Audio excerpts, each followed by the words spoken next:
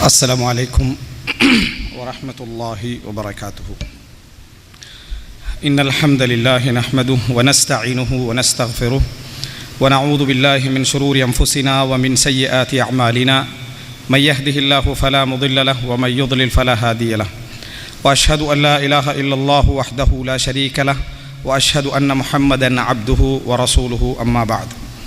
அன்புள்ள சகோதரர்களே சகோதரிகளே, இது சம்பந்தமாக அதாவது சொல்வதாக இருந்தால் கஸ்ர் தொழுகையை கஸ்ர் செய்தல் என்பதை மாத்திரம்தான் என்ன செய்ய முடியும், இந்த குறிப்பிட்ட நேரத்திற்குள்ளே என்ன நமக்கு செய்ய முடியும்.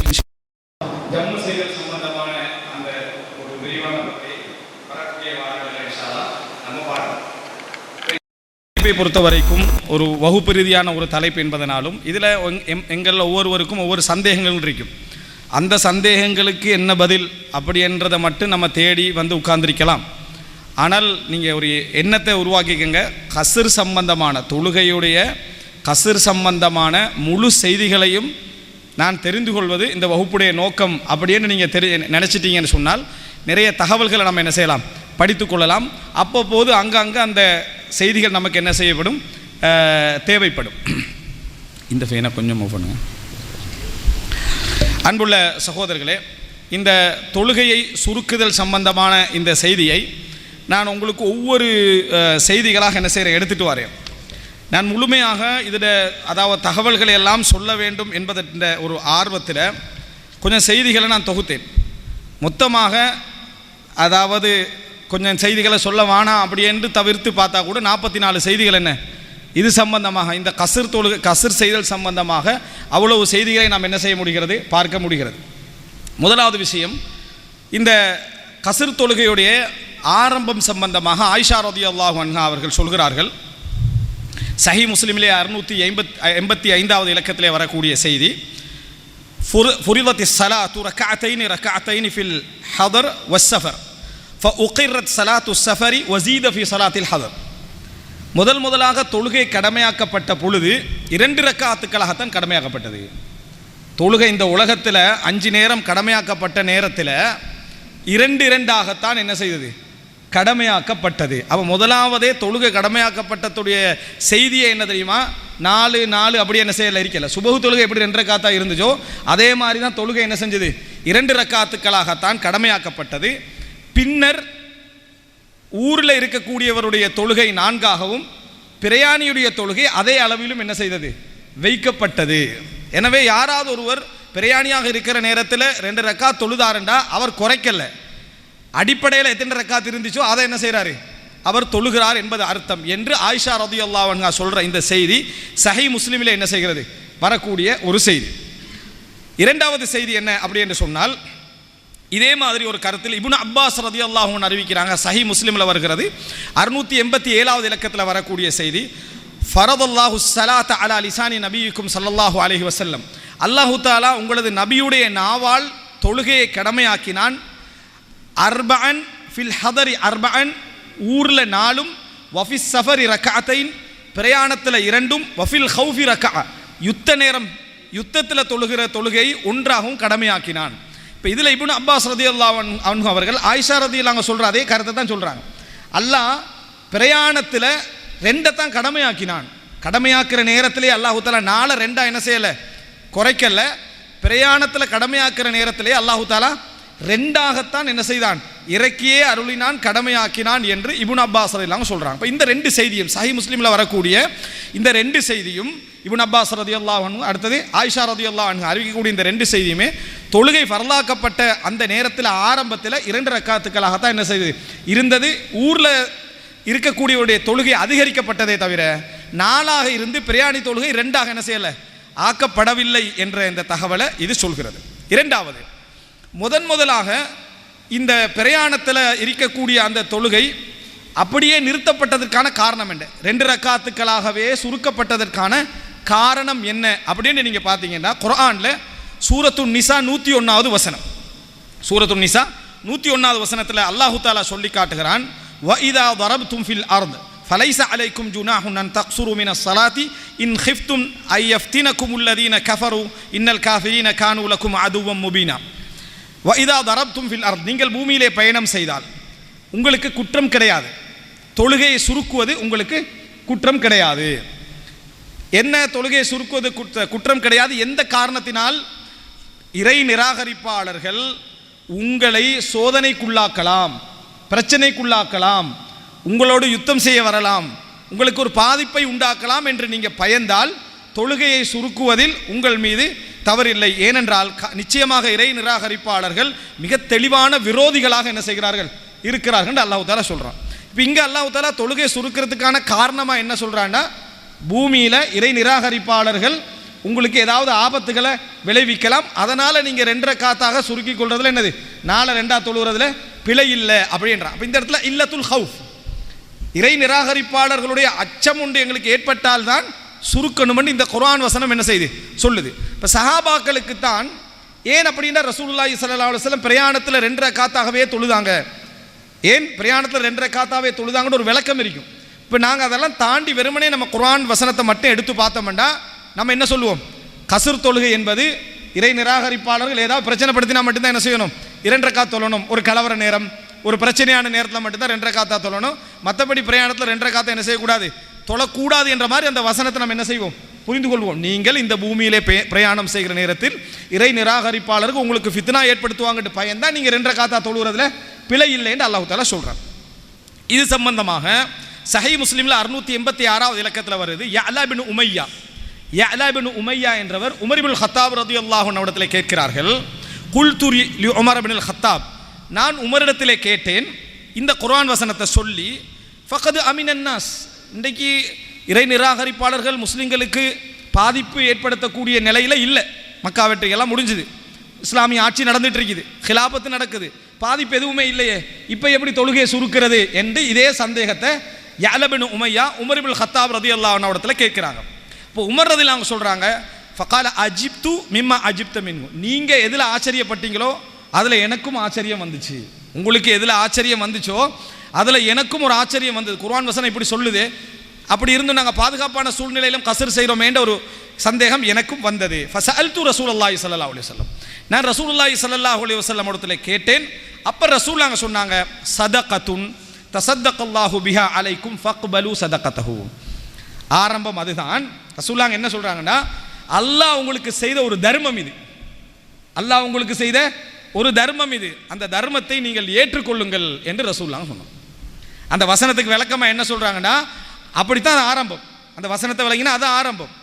ரசூலுல்லாஹோட வார்த்தையில் அதுக்கு விளக்கம் சொல்கிறாங்க, அல்லாஹ் உங்களுக்கு செய்த ஒரு தர்மம் இது, அதாவது அதை அல்லாஹ் மாற்றல். அதுக்கு பின்னால் பயத்துக்காகத்தான் உங்களுக்கு கஸ்ர் தொழுகையுடைய அனுமதி கிடைச்சிது, அதுக்கு பின்னால் அல்லாஹ் அதை உங்களுக்கு மாற்றாமல் தர்மமாக மாற்றிவிட்டான்.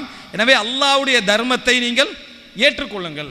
பிரயாண நேரத்தில் 2 ரக்காத்து தொழுகிற கஸ்ர் செய்கிறது வாஜிப் என்று சொல்லக்கூடிய அறிஞர்கள் இருந்தார்கள், அனுமதி அல்ல, சிறப்பல்ல, வாஜிப் என்று சொல்லக்கூடிய அறிஞர்கள் இருந்தார்கள். அவங்க இந்த வசனத்தை என்ன செய்வாங்க, இந்த ஹதீஸையும் ஆதாரமாக சொல்லுவாங்க. காரணம், 2 ரக்காத்து தொழுகை என்பது அல்லாஹ் தந்த ஒரு தர்மம், அந்த தர்மத்தை மறுப்பது போல் அது என்ன செய்யும், அமையும்.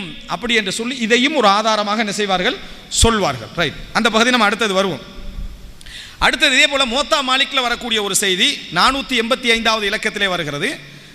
அதாவது ஹாலித் இப்னு அசீத் என்ற குடும்பத்தைச் சேர்ந்த ஒருவர், அவர் சொல்றாரு, அன்னஹு ஸஅல அப்துல்லாஹ் இப்னு உமர், நான் அப்துல்லாஹ் இப்னு உமரிடத்திலே கேட்டேன். முதலாவது உமர் இப்னு ஹத்தாப்ட்ட யஅலா பின் உமையா கேட்கிறார், ரெண்டாவதுல அப்துல்லாஹ் இப்னு உமர்ட்ட அவர் கேட்கிறாரு, ஃபகால யா அபா அப்துர் ரஹ்மான், அபு அப்துர் ரஹ்மானே, அதாவது அப்துல்லாஹ் இப்னு உமரே, இன்னா நஜிது சலாத்தல் ஹவுஃப் வ சலாத்தல் ஹதர் ஃபில் குர்ஆன் வலா நஜிது சலாத்தல் சஃபர். நாங்கள் ஊரில் தொழுகிற தொழுகையை குர்ஆனில் பார்க்குறோம், அதே போல் அச்ச நேரத்தில் தொழுகிறத பற்றியும் குர்ஆனில் அல்லாஹ் சொல்லிக்கிறான். இந்த வசனம் அல்ல, யுத்தத்தில் இருந்தால் எப்படி தொழணும்னு ஒரு வசனம் இருக்குது, அதையும் அல்லாஹ் சொல்லிக்கிறான். பிரயாண தொழுகையை பற்றி, இப்போ நம்ம தொழுகிற மாதிரி பிரயாண தொழுகையை பற்றி என்ன செய்யலை, வரவில்லையே என்று நான் யாரிடத்துல கேட்டேன், அப்துல்லாஹ் இப்னு உமர் இடத்திலே கேட்டேன்.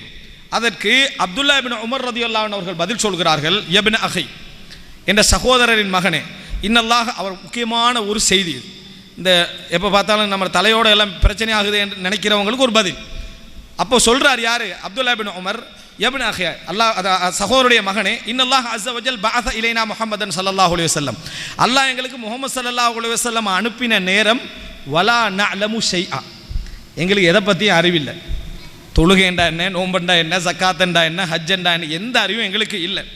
ஃபஇன்னமா நஃஅல் கமா ரஅய்னாஹு யஃஅல், நாங்கள் செய்கிறதெல்லாம் ரசூலுல்லாஹ் எப்படி செய்வேன்னு பார்ப்போம், அதை பார்த்து செய்வோம்.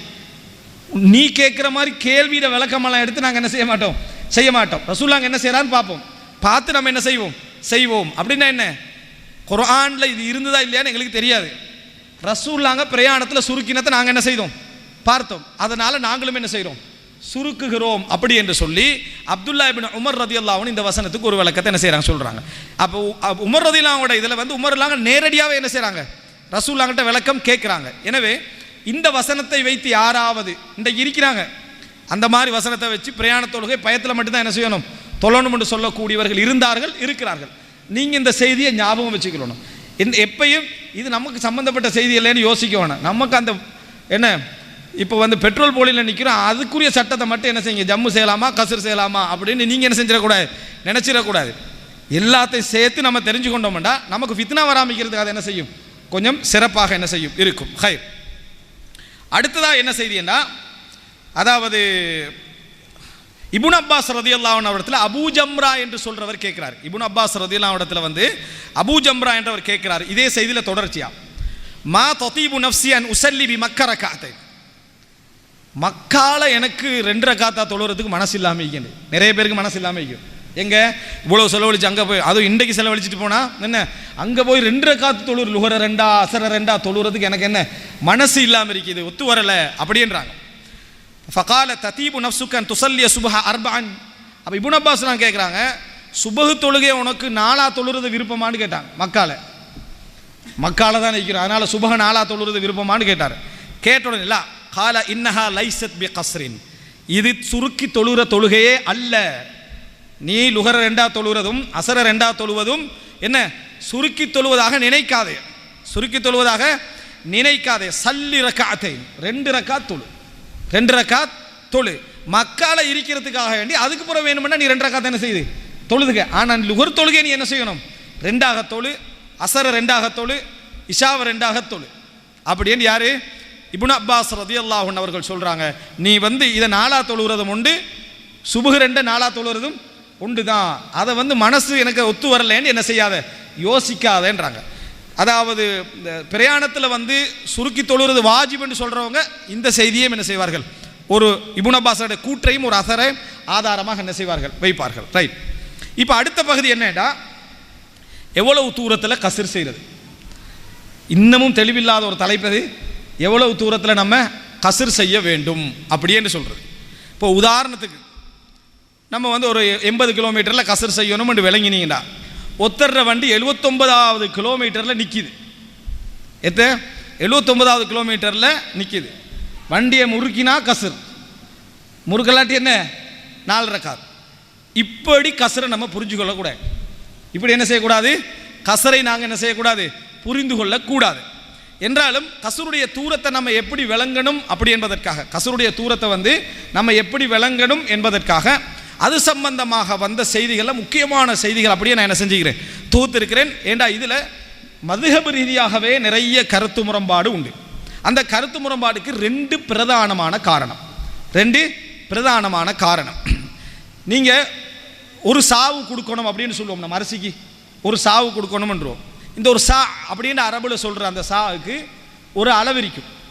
இப்படி அந்த ஒரு சுண்டுன்னு சொல்லுவோமே, அரிசியை 4 முறை நம்ம அளந்து போடுவோம். இந்த சுண்டுக்கு ஒரு அளவிரிக்கணுமே, அப்படித்தானே?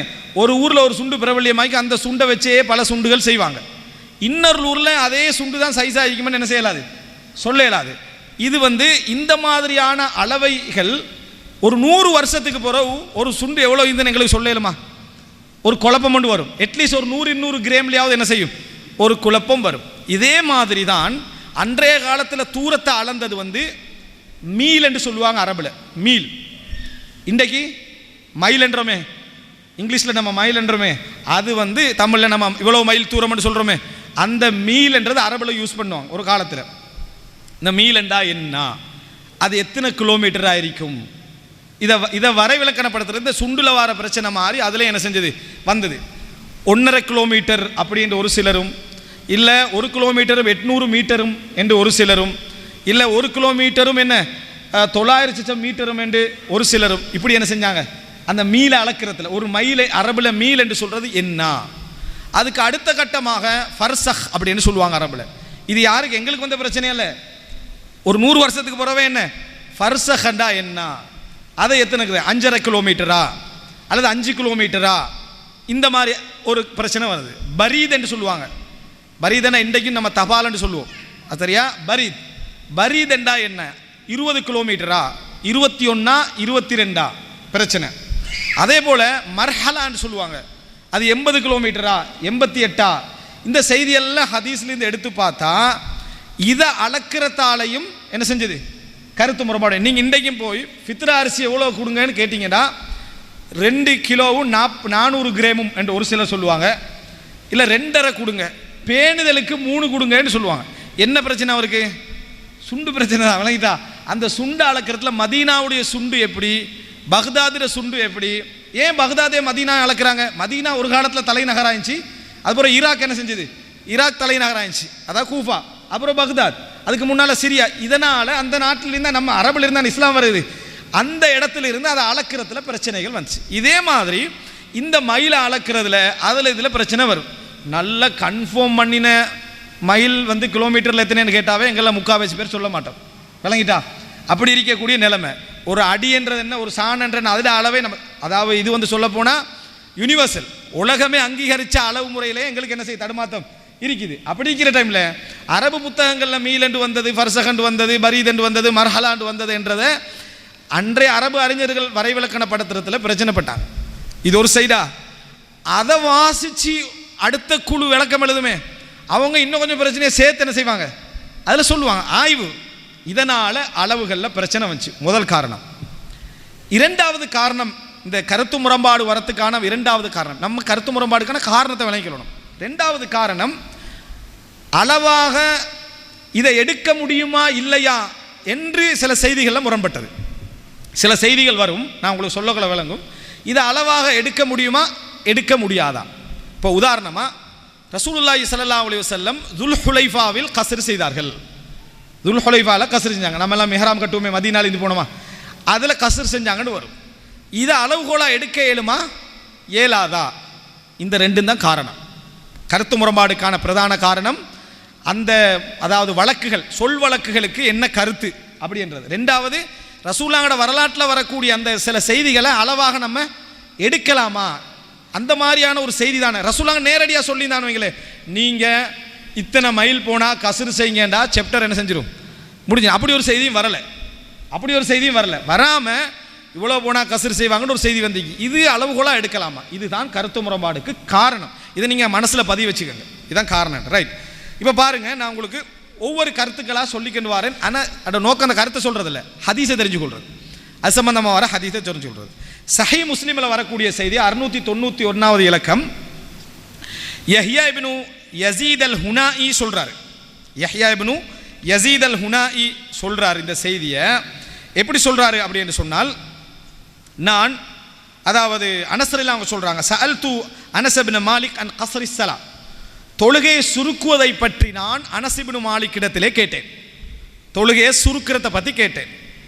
அப்போ கான ரசூலுல்லாஹி ஸல்லல்லாஹு அலைஹி வஸல்லம், ரசூலுல்லாஹ் அங்கே இருந்தார்கள், இதா ஹரஜ மசீரத ஸலாஸதி அம்யால், 3 மைல் தூரம் போனால், 3 மைல் தூரம் போனால், அவு ஸலாஸதி ஃபராசிஹ், அல்லது 3 ஃபர்சஹ் தூரம் போனால் 2 ரக்காத் தொழுவார்கள், 2 ரக்காத் தொழுவார்கள் அப்படின்றாங்க. இதை நம்மளோட மைலில் மொழிபெயர்த்து சொல்கிறதா இருந்தால், ரசூல் ஸல்லல்லாஹு அலைஹி வஸல்லம் அவர்கள் 5.5 கிலோமீட்டர் போனால் கஸ்ர் செய்வார்கள், அல்லது 16.5 கிலோமீட்டர் போனால் கஸ்ர் செய்வார்கள்.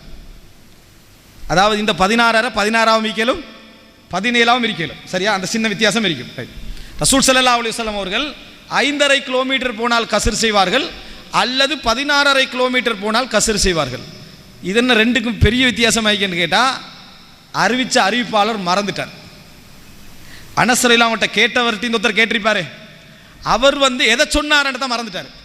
5.5 என்று சொன்னாரா 16.5 என்று சொன்னாரான்னு என்ன மறந்துட்டார். அது நமக்கு ஒரு சோதனையாக என்ன செஞ்சது, முடிச்சிட்டு. அவர் மறந்தது ஒரு சோதனையாக என்ன செஞ்சுட்டு வந்துட்டு 5.5 கிலோமீட்டர் சென்றால் கஸ்ர் செய்வார்கள், அல்லது 16.5 கிலோமீட்டர் சென்றால் கசிர் செய்வார்கள் அப்படி என்று. இந்த 16 நீங்க 16ஆக இருக்கலாம், 17ஆக இருக்கலாம். இந்த நான் 5.5 என்று சொல்றது 5ஆக இருக்கலாம், 6ஆக என்ன செய்யலாம் இருக்கலாம். ஒரு சின்ன மீட்டர் கணக்கு வித்தியாசம் இருக்கு. இந்த செய்தி சஹீஹ் முஸ்லிம்ல வருது. அடுத்த செய்தியை பாருங்க, சஹீஹுல் புகாரில 1089வது இலக்கத்தில் வரக்கூடிய செய்தி. அனஸ் இப்னு மாலிக் ரலியல்லாஹு அறிவிக்கிறாங்க, சல்லைத்து துஹ்ர மஅன் நபி ஸல்லல்லாஹு அலைஹி வஸல்லம். இவ்வளோல அனஸ் ரலியல்லாஹு வருது. டோட்டல் பிரயாணத்திலையும் வேலைக்காரராக இருந்தவர் யார்? ரசூலுல்லாஹ்வோட அனஸ் ரலியல்லாஹு தான். சின்ன வயசுலேருந்து 10-11 வயசுலேருந்து இருந்தவர். அதனால் அவர் பிரயாணமெல்லாம் என்ன தெரியும். இப்போ சொல்றாரு, சல்லைத்து துஹ்ர மஅன் நபி ஸல்லல்லாஹு அலைஹி வஸல்லம், ரசூலுல்லாஹ்வோட நான் துஹரை தொழுதேன். அர்பஅன் வபிதில் ஹுலைஃபத்தி ரக்அத்தைன், மதீனால என்ன செய்தேன் நான், அதாவது 4ஆக தொழுதேன்.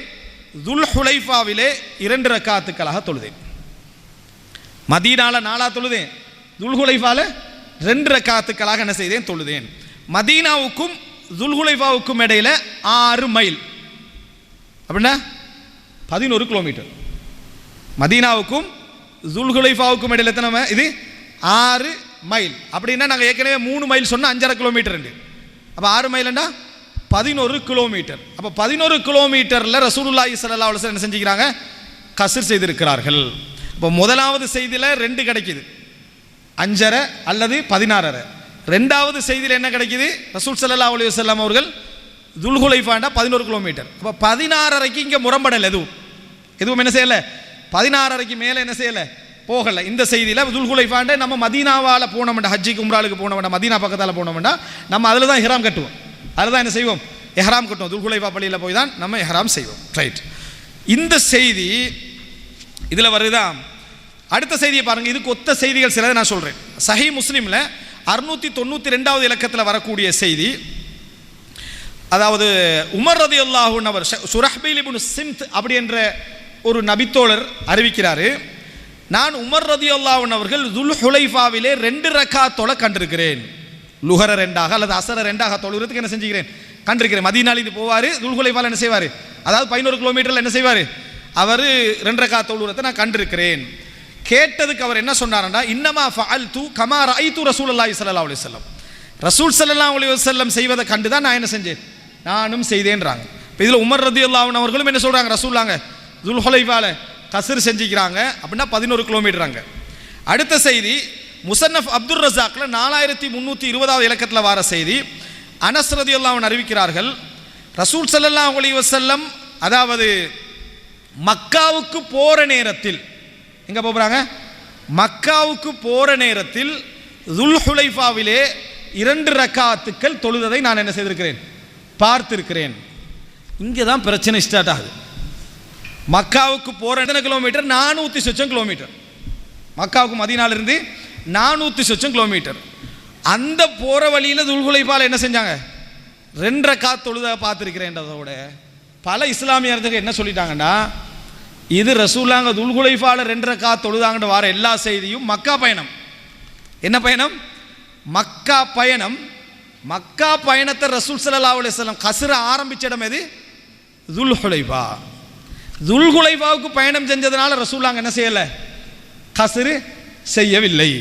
வெறும் டாக்கட்டே துல் ஹுலைஃபான்றதுனால ரசூலுல்லாஹ் என்ன செய்யலை, கஸ்ர் செய்யலை. யுரீது மக்கா, மக்கா பயணம் போகிறாங்க, அதனால் ரசூலுல்லாஹ் துல் ஹுலைஃபால என்ன செஞ்சாங்க, கஸ்ர் செய்தார்கள். ஏனென்றா இஸ்லாமிய அறிஞர்கள் எல்லோருமே உடன்பட்டிருக்கிறார்கள். இஸ்லாமிய இமாம் இப்னுல் முன்திர் சொல்றார் என்ன, இஸ்லாமிய அறிஞர்கள் எல்லோருமே உடன்பட்டிருக்கிறார்கள்.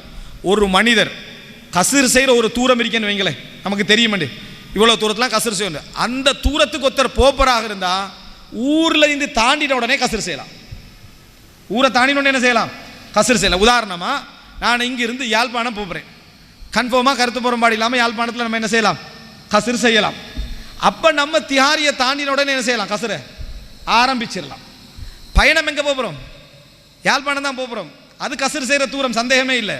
அப்போ நம்மளோட ஊரை தாண்டின உடனே நம்ம கஸ்ர் செய்யலாம். நம்ம கொழும்புல இருக்கிறோம், நம்ம யாழ்ப்பாணம் போகிறோம், கொழும்பை தாண்டின உடனே நம்ம என்ன செய்யலாம், கஸ்ரை ஆரம்பிச்சிடலாம். சொல்லப்போனால் ஒரு ஊர், ஒரு 100 ஊர்கள் உள்ள 100 வீடுகள் உள்ள ஒரு ஊரண்டா அந்த 100 வீடுகளை நம்ம தாண்டிட்டோம் பண்ணுவீங்களே கஸ்ர். அதனால தான் அலி ரலியல்லாஹு சொல்கிறாங்க, ஒரு இடத்துக்கிட்ட போகிறாங்க, ஒரு அந்த வீட்டு தொடர்ச்சி இருக்கு, அப்படி ஒரு வீடு கடைசியாகி அலி ரலியல்லாஹு சொல்கிறாங்க, இந்த பயணத்தில் இந்த வீட்டை தாண்டினா நம்ம கஸ்ர் செய்யலாம், இந்த வீட்டை தாண்டா என்ன கசர் செய்யலாம். அப்ப இது எங்க தூரத்தில் கசர் செய்யறதை பத்தி சொல்லல. ஒரு தூரம் போறோம், அதுக்கு கசரை எங்க ஆரம்பிக்கலாம் என்றதை பத்தி என்ன செய்கிறது சொல்கிறது என்று டோட்டல் துல்ஹுலைஃபா ஹதீஸுக்கும் இந்த முரண்படுகின்ற அறிஞர்கள் என்ன செஞ்சாங்க விளக்கம் கொடுத்தாங்க. இந்த விளக்கத்தில் ஒரு நியாயம் இருக்குதா இல்லையா? இந்த விளக்கத்தில் ஒரு நியாயமும் இருக்குது, எங்க கசரை ஆரம்பிக்கிறதா என்றது. அடுத்த செய்தியும் பாருங்க, முவத்தா மாலிக்ல 489வது இலக்கம், அப்துல்லா இப்னு உமர் ரலியல்லாஹு அன்ஹு அறிவிக்கிறாங்க, கான இதா ஹரஜ ஹாஜன் வ முஅ்தமிரன் கஸர ஸலா பிதில் ஹுலைஃபா. அப்துல்லா இப்னு உமர் ரலியல்லாஹு அன்ஹு, ஏற்கனவே போனதெல்லாம் ரசூலுல்லாஹ்வோட செய்தி, அப்துல்லா உமர் அவங்க செஞ்சான்னு வருது.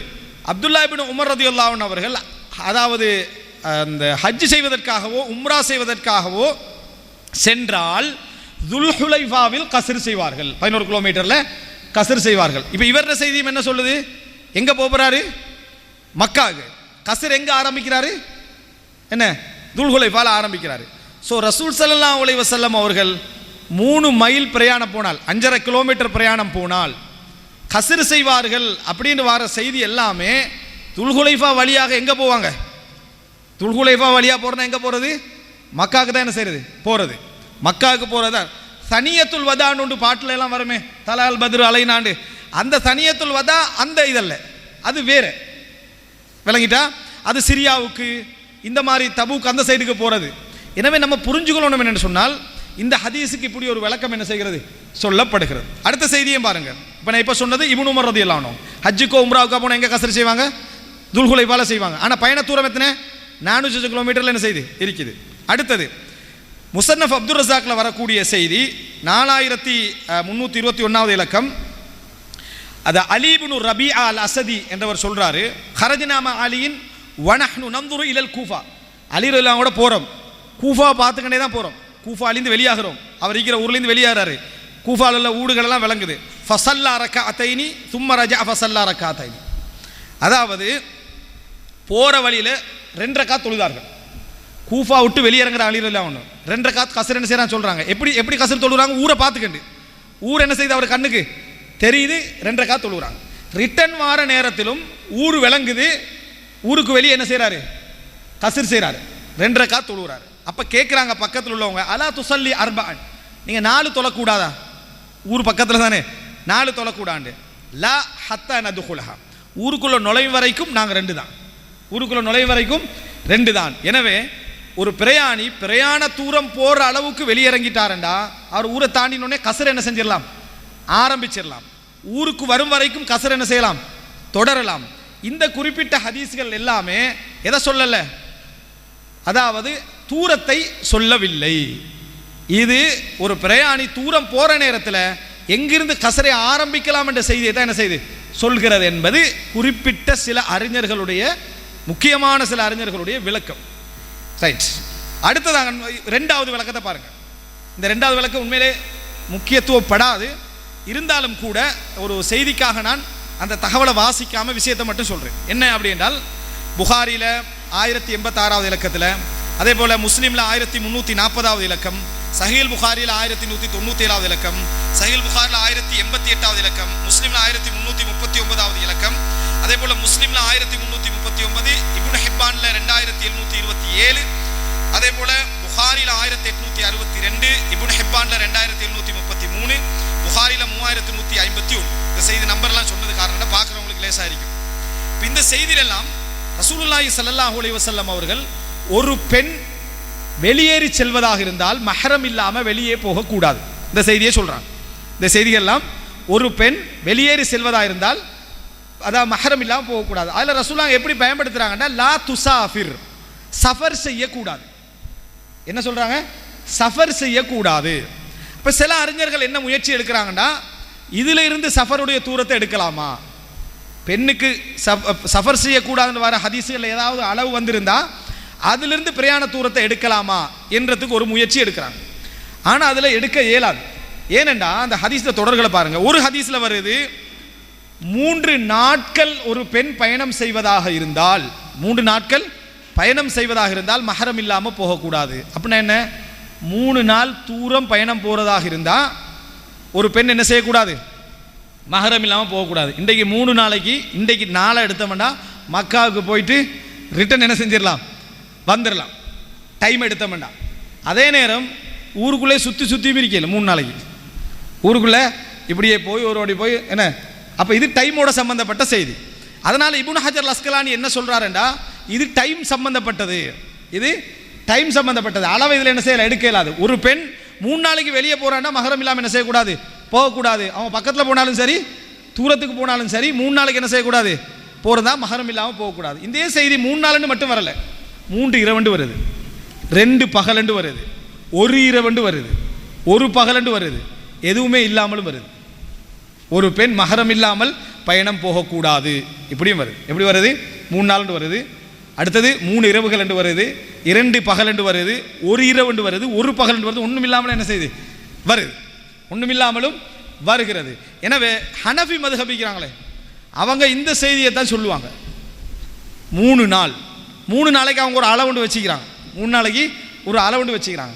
ஆனால் அவங்க இன்றைக்கு அதை சொல்ல இயலாது, இன்றைக்கு 3 நாள் சொல்ல இயலாது. ஏன், 3 நாளில் நம்ம இங்கிருந்து எத்தனையோ நாடுகளுக்கு என்னது மல்டி டெஸ்டினேஷன் டிக்கெட் ஒன்று போட்டு போனோம்னா கிழக்கிலிருந்து மேற்கு வரைக்கும் என்ன செய்யலாம், பேத்து இறங்கிடலாம். கசுரே இல்லை, கசுரே என்ன இல்லைன்னு ஆகிடும். ஸோ இந்த செய்திகளை எதுக்கு ஆதாரமாக எடுக்க முடியாது என்று சொன்னால், கசுறு சேரத்துடைய அளவை எடுப்பதற்குரிய ஆதாரமாக பெண்ணுடைய பயண செய்தியை எடுக்க முடியாததுக்கு நான் உங்களுக்கு காரணத்தை சொல்லிட்டேன். சார், இந்த நேரத்தில் ஒரு விஷயத்தை சொல்லலாம்னு நினைக்கிறேன். ஒரு பெண் வந்து வெளியே போகிற நேரத்தில், மஹரம் இல்லாமல் போகிற நேரத்தில் எவ்வளவு தூரம் போகிறது என்பது அனுமதி அப்படின்றத ரசூலுல்லாஹ்வோட கண் முன்னால் நடந்த ஒரு சம்பவம். என்ன சம்பவம் அப்படி என்று சொன்னால், அதாவது இந்த செய்தி புகாரில் வருது, 3151வது இலக்கம். அதாவது அஸ்மா ரலியல்லாஹு அன்ஹா சொல்கிறாங்க, குன்து அன்குலு நவாமின் அர்லி ஜுபைர் அல்லதி அக்தாஹு ரசூலுல்லாஹி ஸல்லல்லாஹு அலைஹி வஸல்லம் அலா ரஅசி வஹிய மின்னி அலா சுலுஸை ஃபர்ஸஹ். நான் ரசூலுல்லாஹி ஸல்லல்லாஹு அலைஹி வஸல்லம் அவர்களுக்கு, ஜுபைர் ரலியல்லாஹு அன்ஹு, என் கணவன் ஜுபைர் ரலியல்லாஹு அன்ஹு அவர்களுக்கு அவருடைய தோட்டத்திலிருந்து, நிலத்தில் இருந்து நான் விதைகளை எல்லாம் புறக்கிட்டு வருவேன். அவருடைய குதிரைக்கு போடுறதுக்கு விதைகளை எல்லாம் புறக்கிட்டு வருவேன், தலையில் வச்சுக்கிட்டு வருவேன். அது எவ்வளவு தூரம்டா, சுலுஸை ஃபர்ஸஹ், 16.5 கிலோமீட்டர் சொன்னோமே, நம்ம 5.5 கிலோமீட்டர் சொன்னோமே, 5.5 கிலோமீட்டர், 5.5 கிலோமீட்டர்ன்றது ஒரு ஃபர்ஸஹ் அரபில் சொல்லுவாங்க. அதில் 3ல் 2, அதை 3 நீங்கள் என்ன செய்யுங்கன்னா 1800 மீட்டர் அப்படின்னு எத்தனை வரும், 3600. 3 கிலோமீட்டரும் 600 மீட்டரும், 3 கிலோமீட்டரும் 600 மீட்டர் தூரம் வரைக்கும் நான் போவேன். பேத்து அதை எடுத்துக்கன்னு என்ன செய்வேன், வருவேன். அப்போ 3.5 கிலோமீட்டர் கிட்டத்தட்ட தூரம் போயிட்டு வராங்க. அவங்க தனியை தான் வந்துட்டு நிற்கிறாங்க, அந்த இதெல்லாம் தான் எடுத்துக்கன்னு தனியை வந்து நிற்கிறாங்க. ரசூல் ஸல்லல்லாஹு அலைஹி வஸல்லம் அவங்கள்ட்ட நீங்கள் மஹரம் இல்லாமல் போனீங்களான்னு அதை பற்றி எதுவுமே என்ன செய்யலை, கேட்கல. வண்டியில் ஏறுறீங்களான்னு கேட்டாங்க. அவங்க அஜ்னபி தான், வண்டியில் ஏறுறீங்களான்னு கேட்டாங்க. ஏன்னா அவங்க தனி வழியால் வந்துட்டு இருக்கிறாங்க, அவ்வளோ நபித்தோழர்களும் இருக்கிறாங்க. வண்டியில் ஏறுறேன்னு சொன்னால் நம்மளோட 3 வீல் வண்டி மாதிரி நம்ம சொல்லலாம், மோட்டார் சைக்கிள் மாதிரி இருக்காது. ஏன், திமிழ் இருக்கும், பின்னால் என்ன செய்யலாம், விலகி உட்காரலாம். அவங்க அமைதியாகிறாங்க. யார், அஸ்மா பின்து அபீ பக்கர்லாம் அமைதியாகிறாங்க. ரசூல் ஸல்லல்லாஹு வண்டி எடுத்து ஒட்டகத்தெல்லாம் எடுத்துகிட்டு போயிட்டாங்க. அப்போது இவங்க வந்து என்னது, ஜுபைர்லாம் மட்டும் இந்த விஷயம் சொல்கிறாங்க. இப்படி தான் ரசூல் அங்கே கேட்டாங்க, நான் ஏறல. ஃபஸ்தஹ்யைது அன் அஸீர மஅர் ரிஜால், ஆண்களோடு பயணம் போகிறதுக்கு எனக்கு வெட்கமாக இருந்துச்சு. யாரோட, ரசூலுல்லாஹ்களோடையும் என்ன இந்த நபித்தோழர்களோட பயணம் போவதற்கு எனக்கு வெட்கமாக இருந்தது அப்படின்றாங்க. எனவே ஒரு பெண் தனியே மஹரம் இல்லாமல் போகலாம்னா அஜ்னபியோட போகலாம்னு விளங்கப்படான்னு இந்த ஹதீஸ் என்ன செய்யுது, சொல்லுது. தனியே போகலாம்னு அஜ்னபியோட போகலான்னு அர்த்தம் அல்ல, மஹரம் இல்லாமல் போகலாம்ன்றது அர்த்தம். ரசூலுல்லாஹ்வோட கண் முன்னால் நடந்தது ஒரு 3.5 கிலோமீட்டர் என்ன அப்படி இல்லாமல் பேத்திக்கிறாங்க. மற்றபடி ஒரு பெண் எவ்வளவு தூரம் போகலாம் அப்படி என்று நம்ம கேட்டோம் அப்படி என்று சொன்னால், இந்த இந்த இதில் நம்ம கடைசியாக ஒரு இது சொல்லுவோம், அதில் நான் என்ன செய்கிறேன் சம்பந்தப்படுத்தி நான் சொல்லுகிறேன். பெண்ணுடைய அதாவது பயணமும் இந்த அதாவது கஸ்ர் செய்கிற தூரமும் ஒன்று என்ற முடிவு தான் பொருத்தமானது. ஒரு பெண்ணுடைய பயணம் மஹரம் இல்லாமல் போக முடியும் என்ற பயணமும் கஸ்ர் செய்கிற தூரம் என்று நம்ம முடிவுக்கு வருவோமே, அதுவும் ஒன்று தான், ஒரே தூரம் தான்.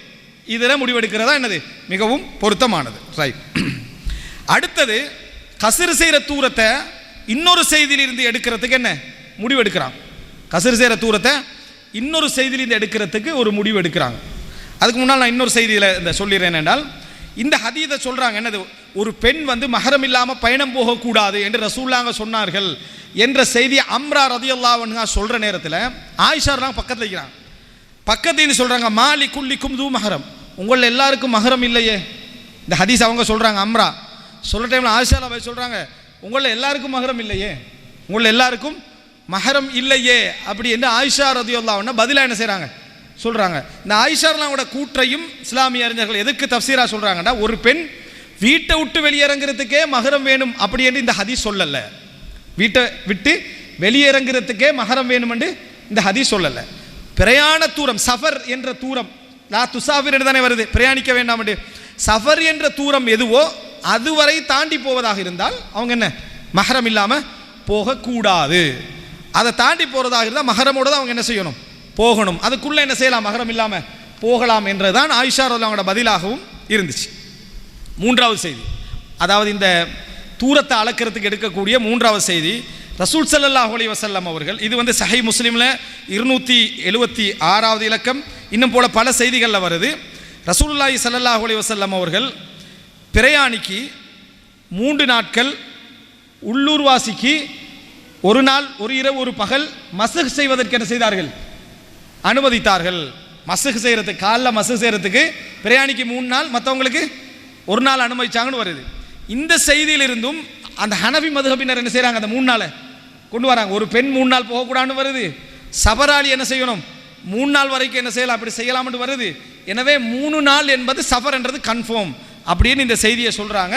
இது கூட நமக்கே விளங்கும் என்ன, இதில் பிரயாண எல்லைக்கு என்ன ஒரு ஆதாரம் உண்டு, எதுவுமே இல்லை. இந்த 3 தகவல்களும் தான் இப்போ நான் சொன்ன மாதிரி, முதலாவதாவது, இரண்டாவது பெண்களுடைய சப்ஜெக்ட், மூன்றாவது இதுதான் சொல்லப்படுறது. இப்போ இந்த 3 செய்தியும் பார்த்தா உங்களுக்கு என்ன முடிவு வருது, அதுலேயும் தூரம் அல்ல, அது ஆரம்பிக்கிற தூரம் அப்படின்னு சொல்லிட்டாச்சு.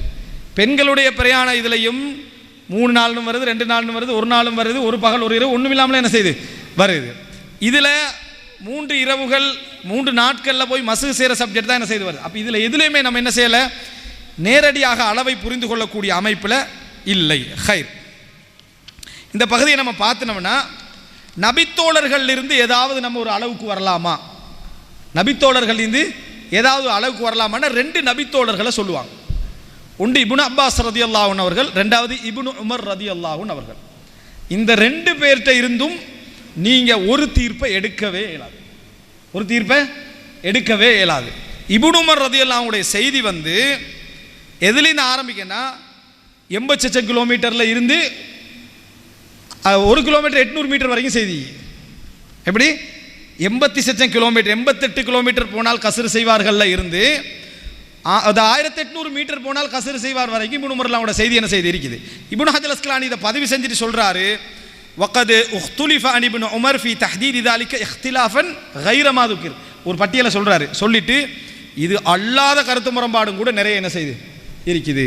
இதே மாதிரி தான் இப்னு அப்பாஸ் ரலியல்லாஹு அன்ஹு அவர்களுடைய விஷயம். இப்னு அப்பாஸ் ரலியல்லாஹு அளவு சொல்றாங்க.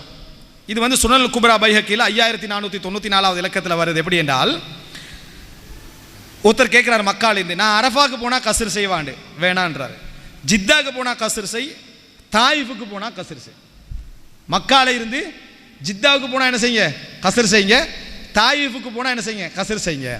அந்த தாயிஃபு ஜித்தாவுடைய அளவெல்லாம் நீங்கள் எடுத்து பார்த்தீங்கன்னா 88 கிலோமீட்டருக்கு மேலே வரும். எத்தனை வரும், 88 கிலோமீட்டர் என்ன வரும். இதுதான் இப்னு அப்பாஸ் அல்லாஹ்வோட செய்தியிலேருந்து என்ன செய்து, அவர் அளவு சொல்லலை, இதில் இந்த செய்தியில் ஊரை சொல்கிறாரு. அளவு சொன்ன செய்திகளும் என்ன செய்தி வருது. இந்த செய்திகள்லாம் நீங்கள் பார்த்துட்டு எந்த முடிவுக்கும் வரையலாது. ஆனால் நான் 2 அறிஞர்களுடைய முடிவை உங்களுக்கு நான் இந்த இடத்துல சொல்கிறேன். ஒன்று இமாம், அதாவது இப்னு குதாமா ரஹிமஹுல்லா, ஒன்று இமாம் இப்னு குதாமா ரஹிமஹுல்லா. அதுக்கு அடுத்ததாக இமாம் இப்னு ஹஜர் அல் அஸ்கலானி ரஹிமஹுல்லா அவர்கள். இமாம் இப்னு குதாமா உண்மையிலே ஒரு மதுஹப் அறிஞர், ஹம்பலி மதுஹபை சேர்ந்த அறிஞர். அவர் முழுமையாக எல்லா செய்தியையும் படிச்சுட்டு, இப்போ நான் சொன்ன செய்தி அல்ல, ஒரு மாத கணக்கில் உள்ள செய்திகள் எல்லாம் என்னது படித்து எல்லாம் சொல்லி முடிச்சுட்டு அவர் சொல்கிறாரு, வல் ஹுஜ்ஜா, இதில் ஆதாரமாக எது நிற்கும் என்றால், மஅமன் அபாஹல் கஸ்ர லிகுல்லி முசாஃபிர், சஃபர் என்ற பெயர், பிரயாணி என்ற பெயர் யார் யாருக்கெல்லாம் பொருத்தமோ, பிரயாணி என்ற பெயர் யார் யாருக்கெல்லாம் பொருத்தமோ அத்தனை பேரும் கஸ்ர் செய்யலாம் என்றதுதான் மிக சரியான முடிவு. இதுதான் இவரும் சொல்றாரு. இமாம் இப்னு ஹஜர் அஸ்கலானி என்ன சொல்றாரு அப்படி என்று சொன்னால், அதாவது இந்த ஹதீஸ் இருக்குது, அதாவது அனஸ்லாம் சொல்றாங்களே என்ன, 5.5 கிலோமீட்டர் போனால் கஸ்ர் செய்வார்கள் அல்லது 16.5 கிலோமீட்டர் போனால் கஸ்ர் செய்வார்கள். இந்த ஹதீஸ் மிக தெளிவானது. ரசூலுல்லாஹ்வோட பிரயாணம் என்பது இந்த இடத்துல கஸ்ர் ஆரம்பிக்கிற இடமாக இருந்தாலும் அது கஸ்ருக்குரிய தூரம் தான் என்றது மிக தெளிவானது. இதை விட்டு எப்படி மக்கள் புறக்கணித்தார்கள், அறிஞர்கள் என்ன இதை விட்டு திசை திரும்பினார்கள் என்றது எனக்கு என்ன செய்யலை, விளங்கவில்லை என்று அவர் ஒரு செய்தி சொல்றாரு. நான் ஏற்கனவே செய்தி சொன்னதில் யஹ்யா இப்னு யஸீத் அல் ஹுனாய் என்றவர் தான் அனஸ் ரலியல்லாஹு அவங்கள்ட்ட கேட்குறாங்க. எப்படி கேட்குறாங்க? அன் கஸ்ரிஸ்ஸலா, தொழுகையை சுருக்குறது சம்பந்தமாக எப்படின்னு கேட்குறாங்க. அப்போ அவர் சொல்றார், வகுந்து அஹ்ருஜு இலல் கூஃபா மினல் பஸ்ரா, நான் பஸ்ராலிருந்து கூஃபாவுக்கு போகக்கூடியவனாக இருந்தேன். நல்லா பாருங்க, இந்த ஹதீஸ் தானே இந்த 5.5 கிலோமீட்டர் 16.5 கிலோமீட்டர் என்று சந்தேகம் வர ஹதீஸ். அதில் அந்த கேட்டவர் எப்படி சொல்றாருண்டா, நான் பஸ்ராலிருந்து கூஃபாவுக்கு போறவனாக இருந்தேன். இப்போ டாக்கட்டுங்க, பஸ்ராலிருந்து கூஃபா. நான் தொழுகையை கஸ்ரு செய்வதை பற்றி அனஸ் ரலியல்லாஹு இடத்திலே கேட்டேன். அப்போ அனஸ் ரலியல்லாஹு அங்கே பதில் சொல்றாங்க, ரசூல் ஸல்லல்லாஹு அலைஹி வஸல்லம் அவர்கள் 5.5 கிலோமீட்டர் அல்லது 16.5 கிலோமீட்டர் போனால் கஸ்ரு செய்வார்கள். எந்த கேள்விக்கு பதில் சொன்னாங்க? எங்க கஸ்ர ஆரம்பிக்கணும் என்ற கேள்விக்கு என்ன செய்யலை, பதிலாக என்ன செய்யலை, சொல்லலை. நான் இங்கே இருந்து கூஃபாவுக்கு போகிறேன், கஸ்ரை பற்றி நான் கேட்டேன், 16.5 போனால் என்ன நீ கஸ்ர் செய்யலாமண்டு அனஸ்லாம் பதில் சொன்னார்கள் அப்படின்னு சொல்கிறாங்க. இதை சொல்லி இப்னு ஹஜர் சொல்கிறாரு, இது கஸ்ர் ஆரம்பிக்கிற இடத்தை பற்றி என்ன செய்யலை, சொல்லலை, கஸ்ருடைய அளவை பற்றி தான் இது என்ன செய்கிறது, சொல்கிறது அப்படி என்று இமாம் இப்னு ஹஜர் அல் அஸ்கலானி சொல்கிறாரு.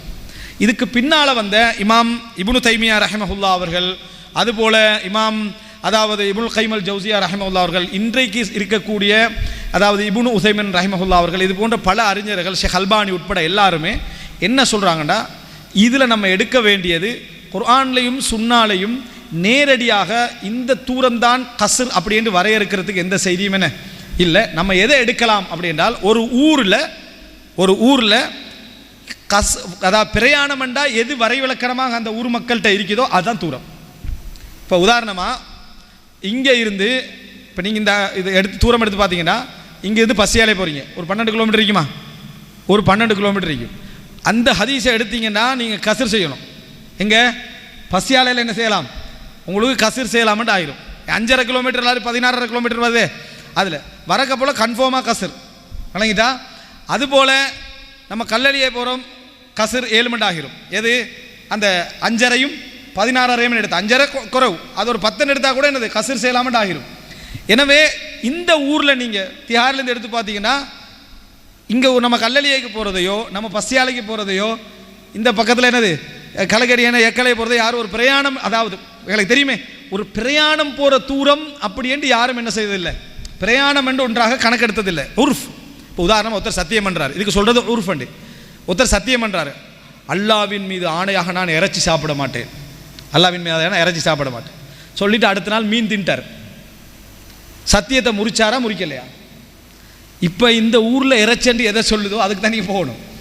இந்த ஊரில் இறைச்சண்டு எதை சொல்லுவாங்களோ அதுக்கு தான் நீங்கள் போகணும்.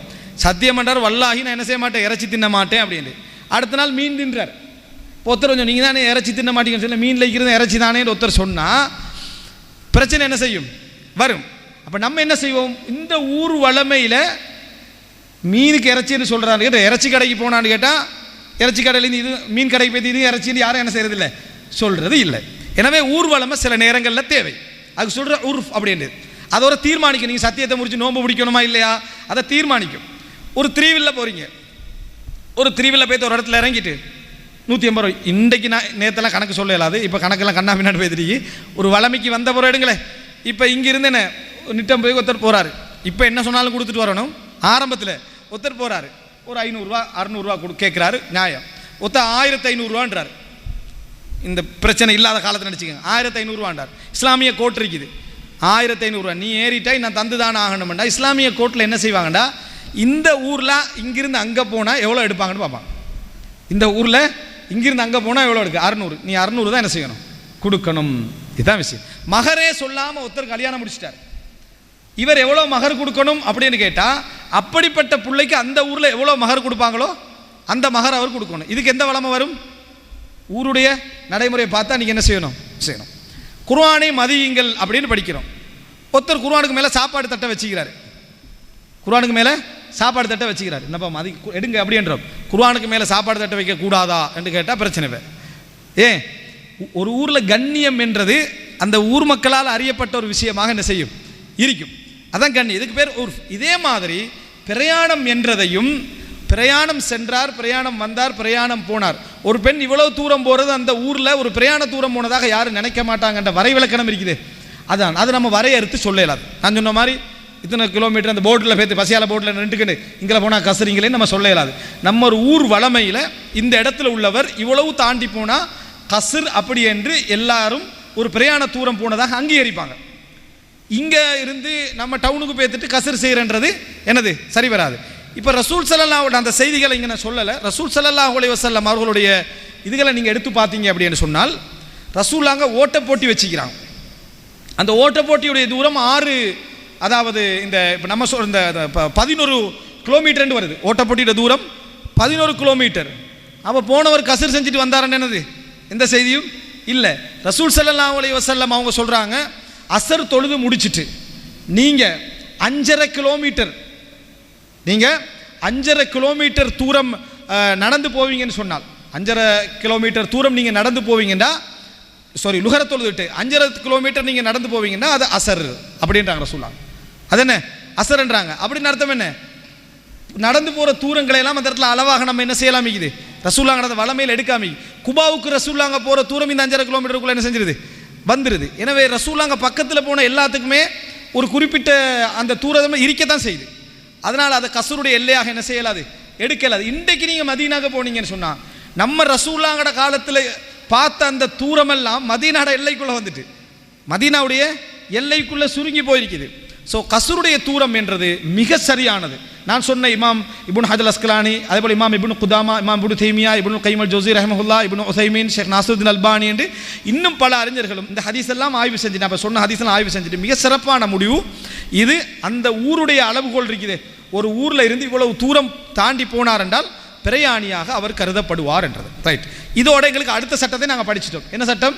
எப்போ கசர ஆரம்பிக்கிறதுன்றது. உதாரணமாக நம்ம இங்கிருந்து கேகொல்லைக்கு போகிறோம். அப்போ நம்ம பிரயாணம் தான் என்ன செய்ய போகிறோம் போக போகிறோம். நம்ம கசரை எங்கே ஆரம்பிச்சிடலாம்? நிட்டம்புவிலே கசரை என்ன செஞ்சிடலாம் ஆரம்பிச்சிடலாம்ன்றதை அந்த ஹதீஸை வச்சு என்ன செஞ்சிட்டோம் நம்ம பார்த்துட்டோம். விளங்கிட்டா? நம்ம போகிறது நம்மளோட ஊரை விட்டு வெளியாகிட்டோம்டா நம்ம கசர் அழிவுலாங்க பார்த்துக்கண்டே என்ன செஞ்சுக்கிறாங்க ஆரம்பிச்சுக்கிறாங்க. நம்ம அந்த கசரை என்ன செய்து விடலாம் நம்ம ஆரம்பித்தோம். திருப்பி வார நேரத்திலும் கூட நம்ம கசரை என்ன செஞ்சிடலாம் ஊருக்குள்ளே நுழைவதற்கு முன்னாலேயே நம்ம அந்த கசரை என்ன செய்து விடலாம் செய்து உள்ளே நுழையலாம். சிலருக்கு ஒரு சந்தேகம் இருக்கு, ஊருக்குள்ள நுழையிறோம் கசர் செஞ்சுட்டே போனால் நல்லம் அப்படின்னு நினைக்கிறது பாவமாண்டு. அதை நினைக்கிறதெல்லாம் என்னது பாவம் இல்லை. அல்லாஹ் எங்களுக்கு தந்த ஒரு தர்மம், அதை நம்ம என்ன செய்கிறோம் எடுத்துக்கொள்கிறோம். 2 ரக்காத் உடுறத தர்மம் என்று என்ன செஞ்சு இப்னு அப்பாஸ் ரலியல்லாஹு அன்ஹு அவர்கள் சொல்லியிருப்பதை நம்ம என்ன செய்கிறோம் பார்க்கிறோம். அடுத்ததாக அதாவது இது மிக முக்கியமான செய்தி என்ன அப்படி என்று சொன்ன, எத்தனை மணிக்கு இஷா முடிஞ்சுது? 15கா 8:15 இஷா முடிஞ்சுது. 8:15. ரைட். அடுத்தது என்ன அப்படி என்று சொன்னால், இப்போது ஒரு பிரயாணி பிரயாணத்துக்கு ஒரு ஊருக்கு போயிட்டார், பிரயாணியுடைய தூரத்துக்கு போயிட்டார். நல்ல முறையில் புரிஞ்சுக்கங்க, நான் அளவு சொல்லிட்டேன். அளவு சொன்னாலும் சின்ன ஒரு பிரச்சனை அதுக்குள்ளே இருக்கும். மீண்ட சதையும் இறைச்சென்று வாதிட்டுற பிரச்சனை ஒன்று இருக்கும். அதே மாதிரி இந்த நம்ம வரக்கப்புலே தாண்டின பிறகு இதுக்குள்ளே அது வருமா இல்லையான்ற ஒரு சந்தேகமும் நமக்கு என்ன செய்யும் லைட்டாக இருக்கும். அந்த எல்லையை கொஞ்சம் நம்ம தாண்டிட வேண்டியதுதான். அதான் பேணுதல்ன்ற அந்த எல்லையை கொஞ்சம் நம்ம என்ன தாண்டிட வேண்டியது. நம்ம போகிற தூரம் நமக்கு கிளியராக தெரிஞ்சிட்டேன்டா, நம்ம என்ன எங்கேயோ போகிற தூரம் தெரிஞ்சிட்டோம்னா கசரை என்ன செஞ்சிடலாம் பக்கத்துலேருந்தே ஆரம்பிச்சிடலாம், திருப்பி வரக்களையும் கசர் செஞ்சிடலாம். ஒருத்தர் எப்பொழுது ஊரவராக கருதப்படுவார்? ஒருவர் ஊரவராக கருதப்படுவதற்குரிய அளவு என்ன? இப்போ சவுதியில் போய் 2 வருஷம் வேலை செய்கிறாங்க, இவர் என்ன செய்கிறது? அதே போல் சிலர் கொழும்புக்கு வேலைக்கு போயிட்டு என்ன செய்வாங்க வருவாங்க, இவர் என்ன செய்கிறது?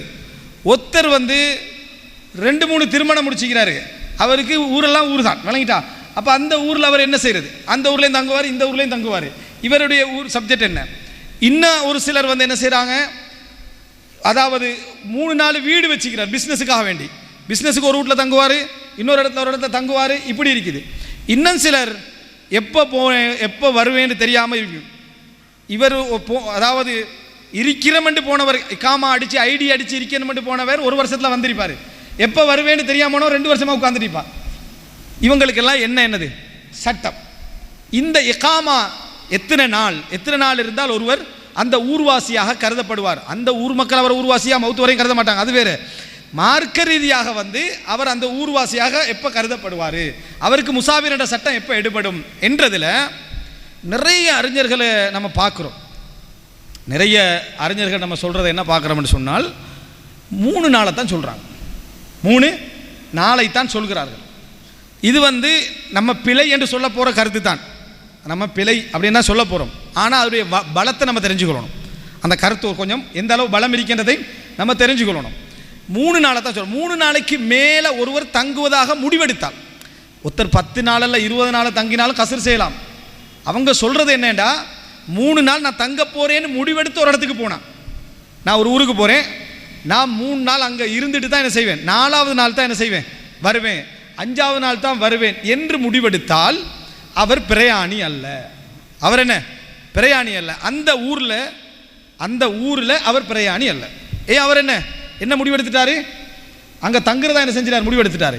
அவர் போகிற வழியில் கசர் செய்யலாம், போன பிறகு என்ன செய்ய முடியாது, கசர் செய்ய முடியாது. காரணம் என்ன, அவர் அந்த ஊர்வாசி, அவர் 4 நாள் தங்குறதா முடிவெடுத்துட்டாரு. இதுக்கு அவங்க சொல்லக்கூடிய ஆதாரங்களை பாருங்கள். அதில் நமக்கு நிறைய தகவல்கள் இருக்கு ஹதீஸ்லேருந்து. ஒன்று என்னென்னா, மக்காலேருந்து மதீனாவுக்கு ஹிஜ்ரத் செஞ்சு போனாங்களே, மக்காவே வேண்டாம், மக்கா நிலவும் வேண்டாம், வாழ்வும் வேண்டாம், சொத்தும் வேண்டாம்னு ஹிஜ்ரத் செஞ்சு போனாங்க. ஹிஜ்ரத்து செஞ்சு போனவர் மக்கா வெற்றி அடைஞ்சிட்டு தானே போனவங்களுக்கு என்ன ஆசை வரும், திருப்பி நம்ம மக்காவுக்கு என்ன செஞ்சிருவோம் வந்துடும். ரசூலாங்க தடை போட்டாங்க, 3 நாளைக்கு மேலே மக்காவில் உட்காரக்கூடாது. ஹஜ்ஜிக்கு வந்தாலும் சரி, உம்ராவுக்கு வந்தாலும் சரி, மக்கா ஹஜ்ஜி முடிச்சாச்சு, உம்ரா முடிச்சாச்சு, அதுக்கு மேலே என்ன 3 நாள் தான். 3 நாளைக்கு மேலே தங்குறது அவருடைய ஹிஜ்ரத்தை பாதிக்கும். ரசூலாங்க அவருடைய ஹிஜ்ரத்தை பாதிக்கும். அப்போ ரசூல் ஸல்லல்லாஹு அலைஹி வஸல்லம் சொல்றார், ஸலாசுல் லில் முஹாஜிரி பஅத ஸத்ர். அதாவது உம்ரா ஹஜ் எல்லாம் முடிஞ்ச பின்னால் 3 நாள் அவர் என்ன செய்யலாம், இங்கே தங்கலாம், அதுக்கு பின்னால் அவர் போய்விட வேண்டும். இந்த சஅத் இப்னு அபி வக்காஸ் செய்தியில் வருமே, அவர் நோய்வாய்ப்படுறாரு மக்கால நோய்வாய்ப்பட்டு அவர் வந்து என்ன ரசூலாங்க துவா கேட்குறாங்க, அவர் அந்த சொத்துக்களை டோட்டலாக நான் வசியத்து பண்ணிட்டு போகிறேன்னு சொன்னாங்க. அப்போ ரசூலாங்க நீங்கள் வந்து என்னது அப்படி வசியத்து பண்ண வேண்டாம், உங்களோட பிள்ளைகளை நீங்கள் பிச்சை எடுக்கிற லெவலில் என்ன செய்ய வேண்டாம், விட்டு போக வேண்டாம். அப்போ 3ல் 2 கடைசியில் 3ல் 1ன்னு சொல்கிறாங்களே, அதெல்லாம் எங்கே நடக்குது, மக்கால நடக்குது. சஅது வந்து பயந்தது என்னண்டா, 3 நாளைக்கு மேலே நான் இந்த ஊரில் தங்க வேண்டி வந்துடுமோ, எங்கே மக்கால வந்து தங்க வேண்டி வந்துடுமோ. அந்த இடத்துல வந்து அதாவது இந்த மாதிரியான ஒரு சப்ஜெக்ட் வருது. எனவே முஹாஜிர்களுக்கு 3 நாளைக்கு மேலே தங்கினா ரசூலா தடை செய்கிறத வச்சு இவங்க என்ன சொல்கிறாங்கண்டா, 3 நாளைக்கு மேலே தங்குறது அந்த ஊர்வாசியாக என்ன செஞ்சிடும், மாற்றிவிடும். இது ஒரு ஆதாரம். அடுத்ததாக ரசூலுல்லாஹி ஸல்லல்லாஹு அலைஹி வஸல்லம் அவர்கள் ஹஜ்ஜிக்கு வந்தாங்களே, ரசூல் ஸல்லல்லாஹு அலைஹி வஸல்லம் ஹஜ்ஜிக்கு வந்தது எப்போ தெரியுமா, துல்ஹிஜ்ஜா 4. துல்ஹிஜ்ஜா புறப்பார்த்து 4வது நாள் சுபஹு ரசூல் ஸல்லல்லாஹு அலைஹி வஸல்லம் மக்கால, 4வது நாள் சுபஹு மக்காலையா, 4வது நாள் வந்த நாள் அதை விட்டுருங்க சரியா, 4வது நாள் அதில் இருந்து ரசூலுல்லாஹ் அப்படியே தெரிஞ்சுட்டு போய் ஒரு பகலில் ஒரு இடத்துல தங்குறாங்க. நாளை எடுத்து பார்ப்பேன், 4, 5, 6, 7, 8 இதில் 5 நாள் தானே, வந்த நாளை விட்டுறணும், ஒரு மனிதன் போயிற நாளை விட்டுறணும். அங்கிருந்து கிளம்புற நாள் இருக்குதே அதை விட்டு விட வேண்டும். எத்தனை நாளைக்கு அப்போ மொத்தம் 3 நாள். ரசூல் ஸல்லல்லாஹு அலைஹி வஸல்லம் 8வது நாள் காலையில் என்ன செய்கிறாங்கன்னா மினாவுக்கு பேத்துடுறாங்க, யௌமு தர்வியா. ரசூல் ஸல்லல்லாஹு அலைஹி வஸல்லம் அவங்க 8வது நாள் காலையில் மினாவுக்கு பேத்துடுறாங்க. 8ஆம் நாள் காலையில் மினாவுக்கு பேத்து, 9ஆம் நாள் அரபாவுக்கு பேத்து, 10ஆம் நாள் மறுபடி என்ன அப்போ இந்த 9ஆம் நாள் நைட் முஸ்தலிஃபா போய் 10ஆம் நாள் அரபாவுக்கு வந்து ரசூல் ஸல்லல்லாஹு அலைஹி வஸல்லம் அந்த அதாவது துல்ஹிஜ்ஜா உடைய 4 நாளில் வந்தவர் 14வது நாள் சுபஹில் ரசூல் ஸல்லல்லாஹு அலைஹி வஸல்லம் அவங்க மதீனா கிளம்பிட்டாங்க. 14வது நாள் சுபஹோடையே ரசூல்லாங்க மதீனா கிளம்பிட்டாங்க. அப்போ இதுலேயும் என்ன சொல்கிறாங்கன்னா, ரசூல்லாங்க வந்து ஒரு இடத்துல தங்கினது எத்தனை நாள், 3 நாள் தான். 3 நாளைக்கு மேலே அந்த டோட்டல் பிரயாணத்தை ரசூலாங்க என்ன செய்யலை, மக்காவுக்கு வந்தாலும் இடம் மாறி தான் ரசூலாங்க என்ன செஞ்சாங்க இருந்தாங்க, 3 நாளைக்கு மேலே தங்கல்ல. இது ஒரு ஆதாரம். 3 நாளைக்கு மேலே ஒரு இடத்துல தங்குறதாக ஒருத்தர் முடிவெடுத்தாருண்டா அவர் என்ன அந்த இடத்துல பிரயாணியாக மாறுவார் அப்படின்றதுக்கு. அதுபோல் சுனல் குபரா பைஹக்கியில் 30வது செய்தி, இது ஒரு அழகான செய்தி. யூத கிறிஸ்தவர்களை ரசூல் ஸல்லல்லாஹு அலைஹி வஸல்லம் அவங்க இந்த அரேபிய தீபகற்பத்தை விட்டு வெளியேற்றுங்க நாங்கள் ரசூலாங்க. அதாவது இந்த அரேபிய தீபகற்பம் இருக்குது, சவுதி அரேபியா, யமன், ஓமான், அதுபோல் என்ன குவைட்டு, பஹ்ரைன், துபாய், இந்த பகுதி எல்லாமே யார் இருக்கணும், ஒன்லி முஸ்லிம்ஸ் தான் இருக்கணும். வேலைக்கு வரலாம் போகலாம், ஒப்பந்தத்தில் வேலைக்கு வரலாம் போகலாம், குடிமகனாக இறை நிராகரிப்பாளர்கள் என்ன செய்யக்கூடாது, இருக்கக்கூடாது, அவங்கள வெளியேற்றுங்கன்னு ரசூலுல்லாஹ் சொன்னாங்க. இப்போ உமர் ரலியல்லாஹு அன்ஹு யூத கிறிஸ்தவர்களையும் கடைசியாக என்ன செஞ்சாங்க, வெளியேற்றினாங்க. வெளியேற்றி விட்டு அவங்கள யாராவது இங்கே வந்து தங்குறதாக இருந்தால், பிஸ்னஸுக்கோ அது இதுக்கோ வந்து தங்குறதா இருந்தால் 3 நாளைக்கு மேலே தங்கக்கூடாண்டார். எத்தனை நாளைக்கு மேலே தங்கக்கூடாது, 3 நாளைக்கு மேலே தங்கக்கூடாது. 4வது நாள் என்னது, தங்கக்கூடாது. இங்கே உமர்லாங்க எத்தனை நாள் சொல்கிறாங்க, 3 நாள் என்ன செய்கிறாங்க சொல்கிறாங்க. எனவே 3 நாளைக்கு மேலே தங்க முடிவெடுக்கிறவர் வந்து அந்த ஊர்வாசியாக என்ன செய்கிறாரு, மாறுகிறார் அப்படின்னு சொல்கிறாங்க. அப்போ இது ஒரு முக்கியமான ஒரு விஷயம். அப்போ இந்த இடத்துல ரசூலுல்லாஹி ஸல்லல்லாஹு அலைஹி வஸல்லம் ஹுதைபியா உடன்படிக்கைக்கு வராங்களே, ஹுதைபியா உடன்படிக்கைக்கு வந்த நேரத்தில் ஹுதைபியா உடன்படிக்கையில் என்ன எழுதுறாங்கன்னா, உம்ராவுக்கு வந்தால் இந்த மதீனா மக்காவுக்கு மதீனா வாசிகள் உம்ராவுக்கு வந்தால் 3 நாளைக்கு மேலே தங்கப்படாது, 3 நாளைக்கு மேலே தங்கக்கூடாது சைன் பண்ணுறாங்க. ஒப்பந்தம் நடக்குது. அப்போ இங்கேயும் என்ன வருது, 3 நாளைக்கு மேலே என்ன தங்கக்கூடாது என்று செய்தியை நம்ம என்ன செய்கிறோம் பார்க்கிறோம். இதனால தான் இமாம் சயீத் இப்னுல் முஸையிப் ரஹிமஹுல்லா, இது சுனல் குப்ரா பைஹக்கில் 5455 விளக்கத்தில் வருது. அவர் சொல்றாரு, மன் அஜ்மா அலா இகாமத்தி அர்பஇ லயாலின் வஹுவ முசாஃபிர் அதம்மஸ்ஸலா, யாராவது 3 நாளைக்கு மேலே ஒரு இடத்துல தங்குவதாக முடிவெடுத்தால், முடிவெடுக்காம ஒத்தரிக்கிறாரு, இன்றைக்கு முடிஞ்சிரும் இன்றைக்கு முடிஞ்சிரும் இருக்கிறவர் அல்ல, 3 நாளைக்கு மேலே நான் தங்குவேன் அப்படின்ற ஒரு முடிவில் ஒருத்தர் போனாராக இருந்தால் அவர் முசாஃபிர் அல்ல, அவர் வந்து என்ன செய்யணும், தொழுகையை பூர்ணப்படுத்த வேண்டும். இமாம் மாலிக் சொல்றாரு, மதீனால நாயிக்கிற காலம் ஃபுல்லாக எல்லா இஸ்லாமிய அறிஞர்களும் இந்த கருத்தில் தான் இருந்தாங்க. அவர் இருக்கிற காலத்தில் இருக்கக்கூடிய அறிஞர்கள் எல்லாம் 3 நாளைக்கு மேலே ஒருத்தர் தங்குறதாக ஒரு இடத்துல முடிவெடுத்தார்னா அந்த ஊர்வாசி என்றான். இதனால தான் நீங்கள் பார்க்கலாம், நிறைய அறிஞர்கள்ட்ட கேட்டீங்கன்னு சொன்னால் பொதுவாக 3 நாளைக்கு மேலே தங்குறதுக்கு முடிவெடுத்தா, 4 நாள் தங்கணும்னு முடிவெடுத்தா அவர் அந்த ஊர்வாசி. அவர் என்ன செய்யணும், ஃபர்ஸ்ட் நாளில் இருந்தே என்ன செய்யணும், கசர் செய்யலாது. 4 தான், 3 நாளைக்கு பரவாயில்ல, தங்குறதுக்கு முடிவெடுத்தா நீ ஊர்வாசி. இந்த அடிப்படையில் வச்சு நீங்கள் பார்த்தீங்கன்னா சவுதி அரேபியாவாக இருக்கலாம், விளங்கிட்டா, எங்கே பிரயாணம் போனவராக இருக்கலாம், 3 நாள் தங்கணும் முடிவெடுத்தானே போகிறாங்க, அங்கெல்லாம் என்ன செய்ய வேண்டி வரும், அவர் பிரயாணி தான் என்ற அந்த முடிவு என்னது வர வேண்டிய. இதை நான் சொன்னதுக்கான காரணம், இந்த கருத்தை விட பலமான இதுகள் இருக்குது, ஆனால் இதில் ஒரு பலம் இருக்கிறது நம்ம என்ன செய்யணும், புரிந்து கொள்ளணும் என்பதற்காக. ரைட். ஏன் வந்து என்ன அடுத்தது, ஒரு ஊரில் திருமணம் முடித்திருந்தால் அவர் அந்த ஊருக்கு சென்றால் பிரயாணியுடைய தொழுகை தொழ வேண்டாம், ஊர்வாசியாக என்ன செய்யட்டும், அவர் தொழட்டும் என்று ரசூலுல்லாஹி ஸல்லல்லாஹு அலைஹி வஸல்லம் சொன்னதாக உஸ்மான் ரலியல்லாஹு அன்ஹு வழியாக ஒரு செய்தி வரும். இந்த செய்தி பலகீனமானது. இக்ரிமா இப்னு இப்ராஹிம் அல் பாஹிலி என்றவர் வராரு, இது பலகீனமானது, இது வந்து பலகீனமான செய்தி. ரைட். இப்போ அடுத்த செய்தியை பாருங்க, இது வந்து புகாரி, முஸ்லிம், திர்மிதி, நசாயி, இப்னு மாஜா, அபூ தாவூத் 6 கிரந்தத்திலையும் வார செய்தி, 6 கிரந்தத்திலையும் வார செய்தி. இது சஹீஹுல் புகாரில் 1081வது இலக்கம். அதாவது அனஸ் ரலியல்லாஹு அன்ஹு சொல்ல, நான் கேட்டேன், நாங்கள் ரசூலுல்லாஹி ஸல்லல்லாஹு அலைஹி வஸல்லம் அவர்களோடு மதீனாவிலிருந்து மக்காவுக்கு போனோம், இறுதி ஹஜ்ஜில் போனோம். போய் 10 நாள் நாங்கள் அங்கே இருந்தோம்.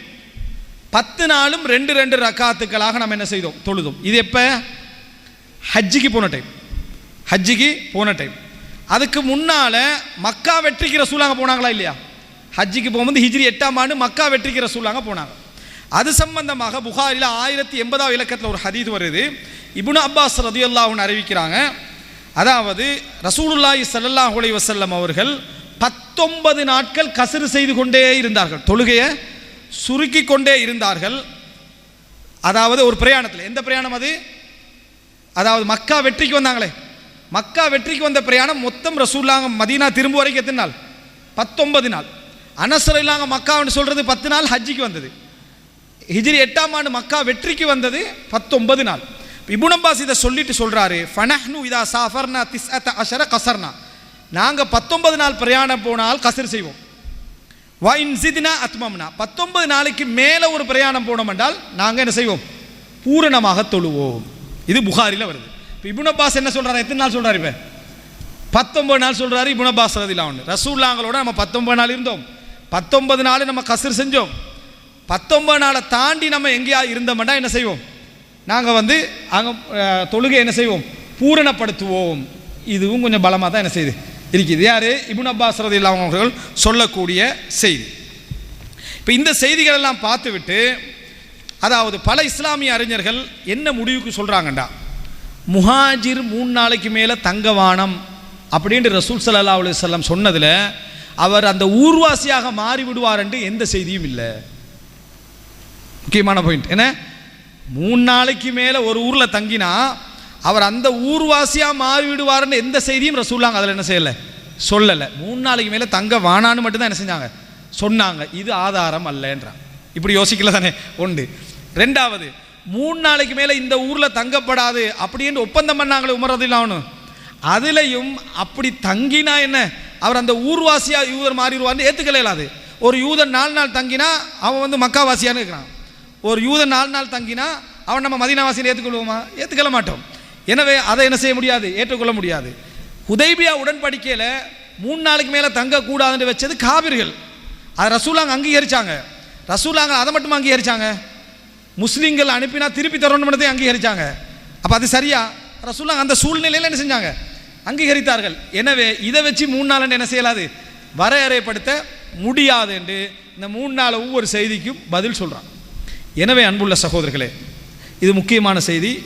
சஃபர்லையும் வரையறை இல்லாமல் போயிட்டு எவ்வளோ நாள் தங்கினா ஊர்வாசி இடத்துலையும் நேரடியான வரையறை உண்டு இல்லை. இதுதான் நீங்கள் சுருக்கமாக விளங்கி வச்சுக்கல வேண்டியது. நிறைய சொன்னாண்டு இதாகிறாமல் சஃபர்லையும் வரையறுத்து சொல்கிறதுக்குன்னு எதுவும் இல்லை. அப்படியே நம்ம வரையறுத்து எடுக்கிறேன்னா 16.5 கிலோமீட்டர் தான் என்ன செய்யணும். அப்படியே நீங்கள் ஒரு வரையறையை சொல்ல போனால் அதை எடுக்கணும், 16.5 கிலோமீட்டர் தான் எடுக்கணும். இல்லையா பிரயாணம் என்றது ஊருடைய வரைவிலக்கணத்துக்குள்ளே வரும். அதே மாதிரி தான் தங்குதல் அப்படி என்றது, ஒரு ஊர்வாசியாக ஒருத்தர் மாறுறது அப்படி என்றது அவர் அந்த ஊரில் தங்குற ஒருவராக செய்கிற நடவடிக்கையை பொறுத்துள்ளது. தங்குற ஒருவராக செய்கிற நடவடிக்கையை பொறுத்துள்ளது. உதாரணமாக ஒருத்தர் வந்து வெளிநாட்டுக்கு போகிறார், தொழிலுக்கு போகிறாரு. அவருடைய நடவடிக்கை எங்களுக்கு நல்லாகவே திட்ட தெளிவாக தெரியுதுன்னு. அவர் எங்கே தங்குமிடமாக மாற்றிக்கொள்ள போகிறார். இப்போ அவர் எங்கே போகிறாரோ அங்கே தங்குமிடமாக அவர் மாற்றிக்கொள்ள போகிறார். குறிப்பிட்ட காலம் அவர் தங்குமிடமாக மாற்றிக்கொள்ள போகிறார்னு தெளிவாக விளங்குது. ஏன், அவருக்கு அங்கே கொடுக்குற இக்காமாட பேரும் என்ன, இக்காமா முகீம், இந்த ஊர்வாசி என்ற மாதிரி சட்டம். எப்படியெல்லாம் இதில் வரும் அப்படி என்றால், இப்போது மக்காவாசியாக ஒத்தரிக்கிறார், மக்காவுக்கு தொழிலுக்கு பேத்திக்கிறார். ஒருத்தர் மக்காவுக்கு பிரயாணியாக வந்திக்கிறார். மக்காவுக்கு தொழிலுக்கு போனவர் அங்கே மக்காவில் தங்குறாரு. அவருக்குரிய இஹ்ராம் சட்டம் என்பது இஸ்லாமிய அறிஞர்களுக்கு இடையில் 2 கருத்து இருக்குது. ஒன்று, அவர் எல்லைக்கு வெளியே போய் என்ன செய்யணும், இஹ்ராம் கட்டிட்டு வரணும். மக்கால் உள்ளவர், மக்கால வேலை செய்கிறார் ஒருத்தன் வைங்களே, அவர் வந்து இஹ்ராம் கட்டிட்டு வரணும். இன்னும் சில அறிஞர்கள் அதான் சரியானதும், அவர் மக்காவாசி, மக்கால வேலை செய்கிறாரு, மக்காவுடைய தொழில் புரிய மக்காவாசி ஆகிட்டார். அவர் தண்ட இடத்திலிருந்தே இஹ்ராமை கட்டிக்கன்னு என்ன செய்யலாம், நியத்து வச்சுக்கிண்டு அவர் போகலாம். அதுதான் சரியான நிலை. ஏன் அந்த முடிவுக்கு அவங்க வந்தாங்க? அதில் அவர் வேலைக்கு போயிருந்தாலும் அவர் தங்குமிடம் அவர் எதை மாற்றிக்கிட்டார், மக்காவாக மாற்றிக்கிட்டார், மக்காவை மாற்றிக்கிட்டார்.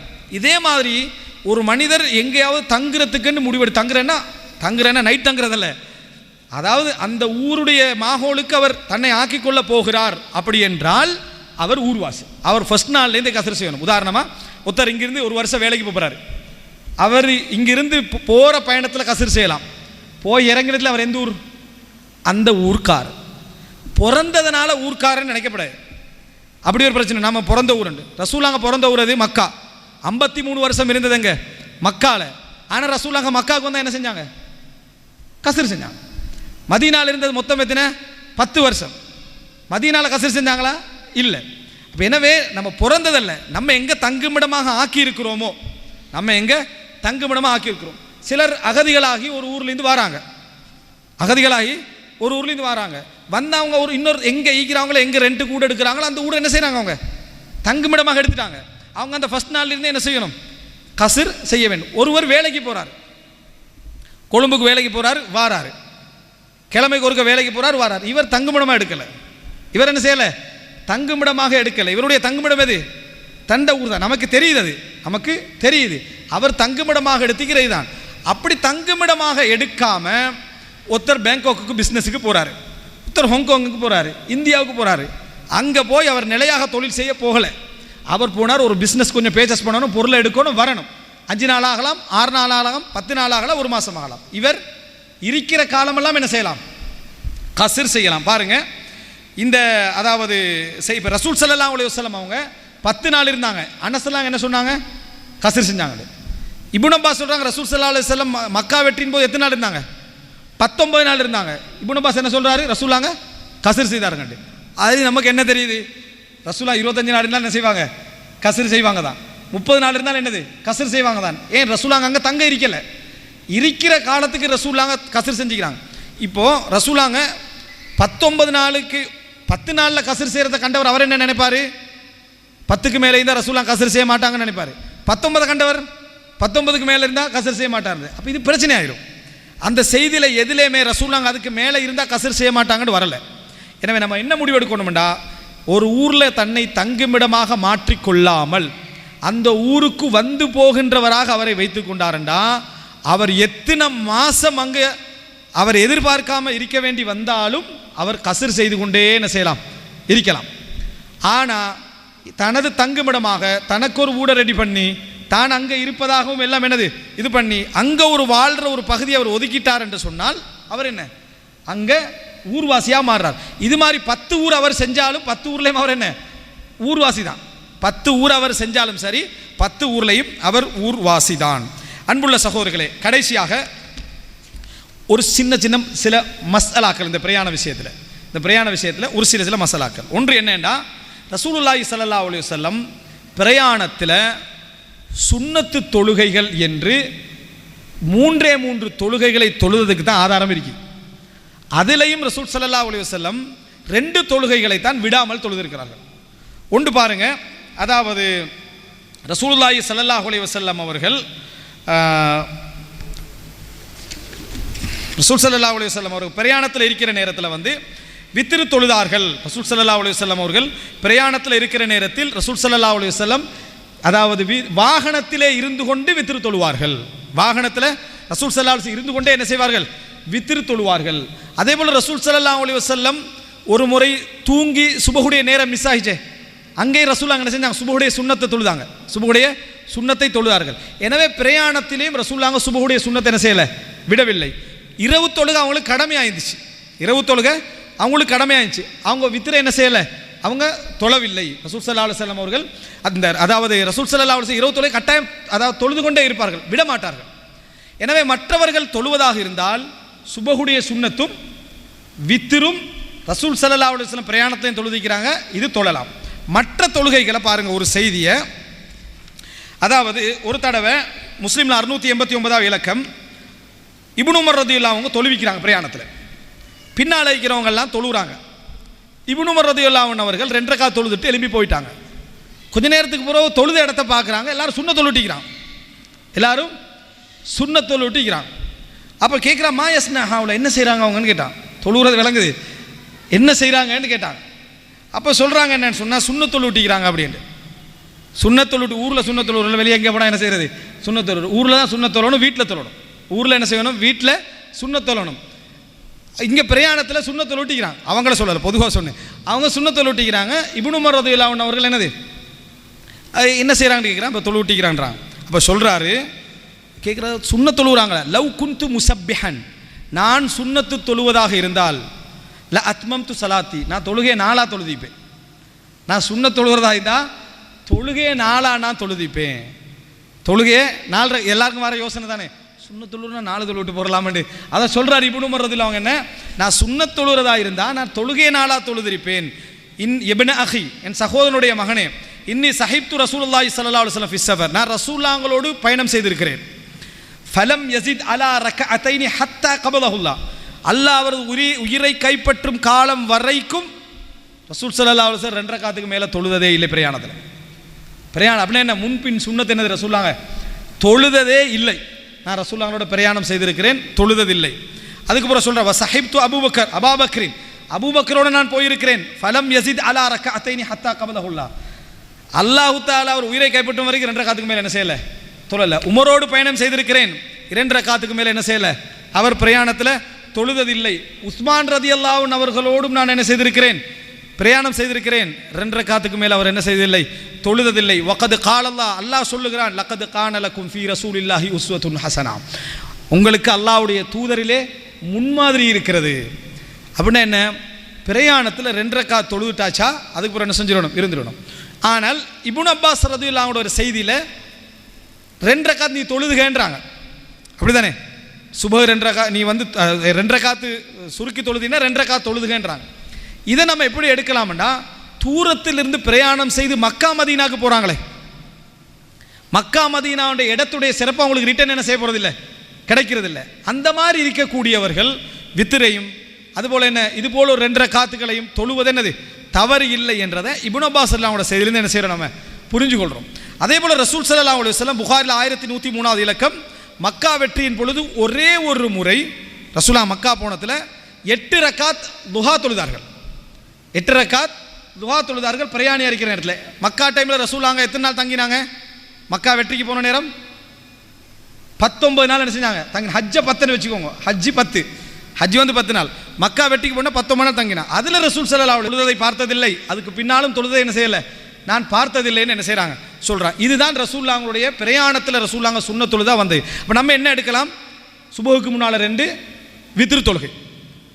ஒருத்தர் மிச்சம் ஆசைப்பட்டு தொழணும்னு நினச்சாருன்னா துஹா 2 ரக்காத் என்ன செய்யலாம் தொழலாம். மக்கா மதீனால இருக்கிறவர் வந்து அந்த இடத்துடைய சிறப்பு கருதி என்ன செய்யலாம் தொழலாம். மற்ற இடங்களில் தொழாமல் இருப்பது தான் ரசூலாங்களுடைய சுன்னாவுடைய வழிமுறை. இப்னு உமர் சொல்கிற மாதிரி நான் தொழுகை என்ன செஞ்சிருப்பேன், சுன்னத்து தொழுகிறதா இருந்தால் பூர்த்தி செஞ்சிருப்பேன் என்ன செய்ய நான் சொல்கிறேன். ரசூலாங்க இந்த மற்ற சுன்னத்துக்கள் தொழுதாக ஆதாரபூர்வமான எந்த செய்திகளுமே என்ன இல்லை. இன்னொரு மசாலா, ஒரு பிரயாணி ஊர்லேருந்து போகிறார் வெளியே, அங்கே வந்து ஒரு முகீம் அந்த ஊர்வாசி தொழுவிக்கிறார், அந்த ஊர்வாசி தொழுவிக்கிறார். இந்த மாதிரி ஊர்வாசி ஒருவர் தொழுவித்தால் அவருக்கு பின்னால் தொழுகிறவர் என்ன செய்யணும், கட்டாயம் அவர் என்ன செய்யணும், தொழுகையை முழுசாக தொழுகிறணும். பிரயாணி ஒருவர் ஊர்வாசிக்கு பின்னால் தொழுதார் என்று சொன்னால் அவர் முழுமையாக தொழுது விட வேண்டும். கடைசி ரக்காத்தில் சேர்ந்தாலும் சரி, நல்ல முறையில் புரிஞ்சுக்கொள்ளணும். இஸ்லாமிய அறிஞர்கள் யாரும் ஒருவரும் கருத்து முரண்பாடு படலை. என்ன, பிரயாணிக்கு பின்னால் தொழுகிறவர் 2 ரக்காத் தொழுதா சரி என்று கருத்து முரண்பாடு படலை. கடைசி ரக்காத்தில் நீங்கள் சேர்ந்தாலும் சரி, அவர் ஊர்வாசியாக இருந்தால் ஊர்வாசிக்கு பின்னால் அவர் எத்தனை தொழுகிறாரோ அந்த தொழுகை நம்ம என்ன செய்யணும், நம்ம தொழுவோம். அவர் 4 தொழணும். அவர் 2 அதாவது சுபஹ் 2 தொழுகிறார், லுஹர் 4, அசர் 4, மகரிப் 3, எப்படி ஊர்வாசி நம்ம தொழுவோமோ அது மாதிரி தொழுதுறணும் கடைசி ரக்காத்தில் தொழுதால் தவிர. ஆனால் ஒரு சில அறிஞர்கள் மாத்திரம் ஒருவர் ருக்குவை தாண்டி சேர்ந்தாருண்டா, ருக்கையை தாண்டி கடைசி ரக்காத்தில் அத்தையத்தில் போய் சேர்றாரு, அப்படி சேர்ந்தால் மட்டும் அவர் என்ன செய்யணும், 2 ரக்காத் தொழுதா போதுமானது என்று சொல்லிக்கிறாங்க. அதுவும் தவறான நிலைப்பாடு. காரணம், ரசூல் ஸல்லல்லாஹு அலைஹி வஸல்லம் அவருடைய நேரடியான செய்திகள் இப்னு அப்பாஸ் அறிவிக்கிறாங்க, இப்னு உமர் அறிவிக்கிறாங்க.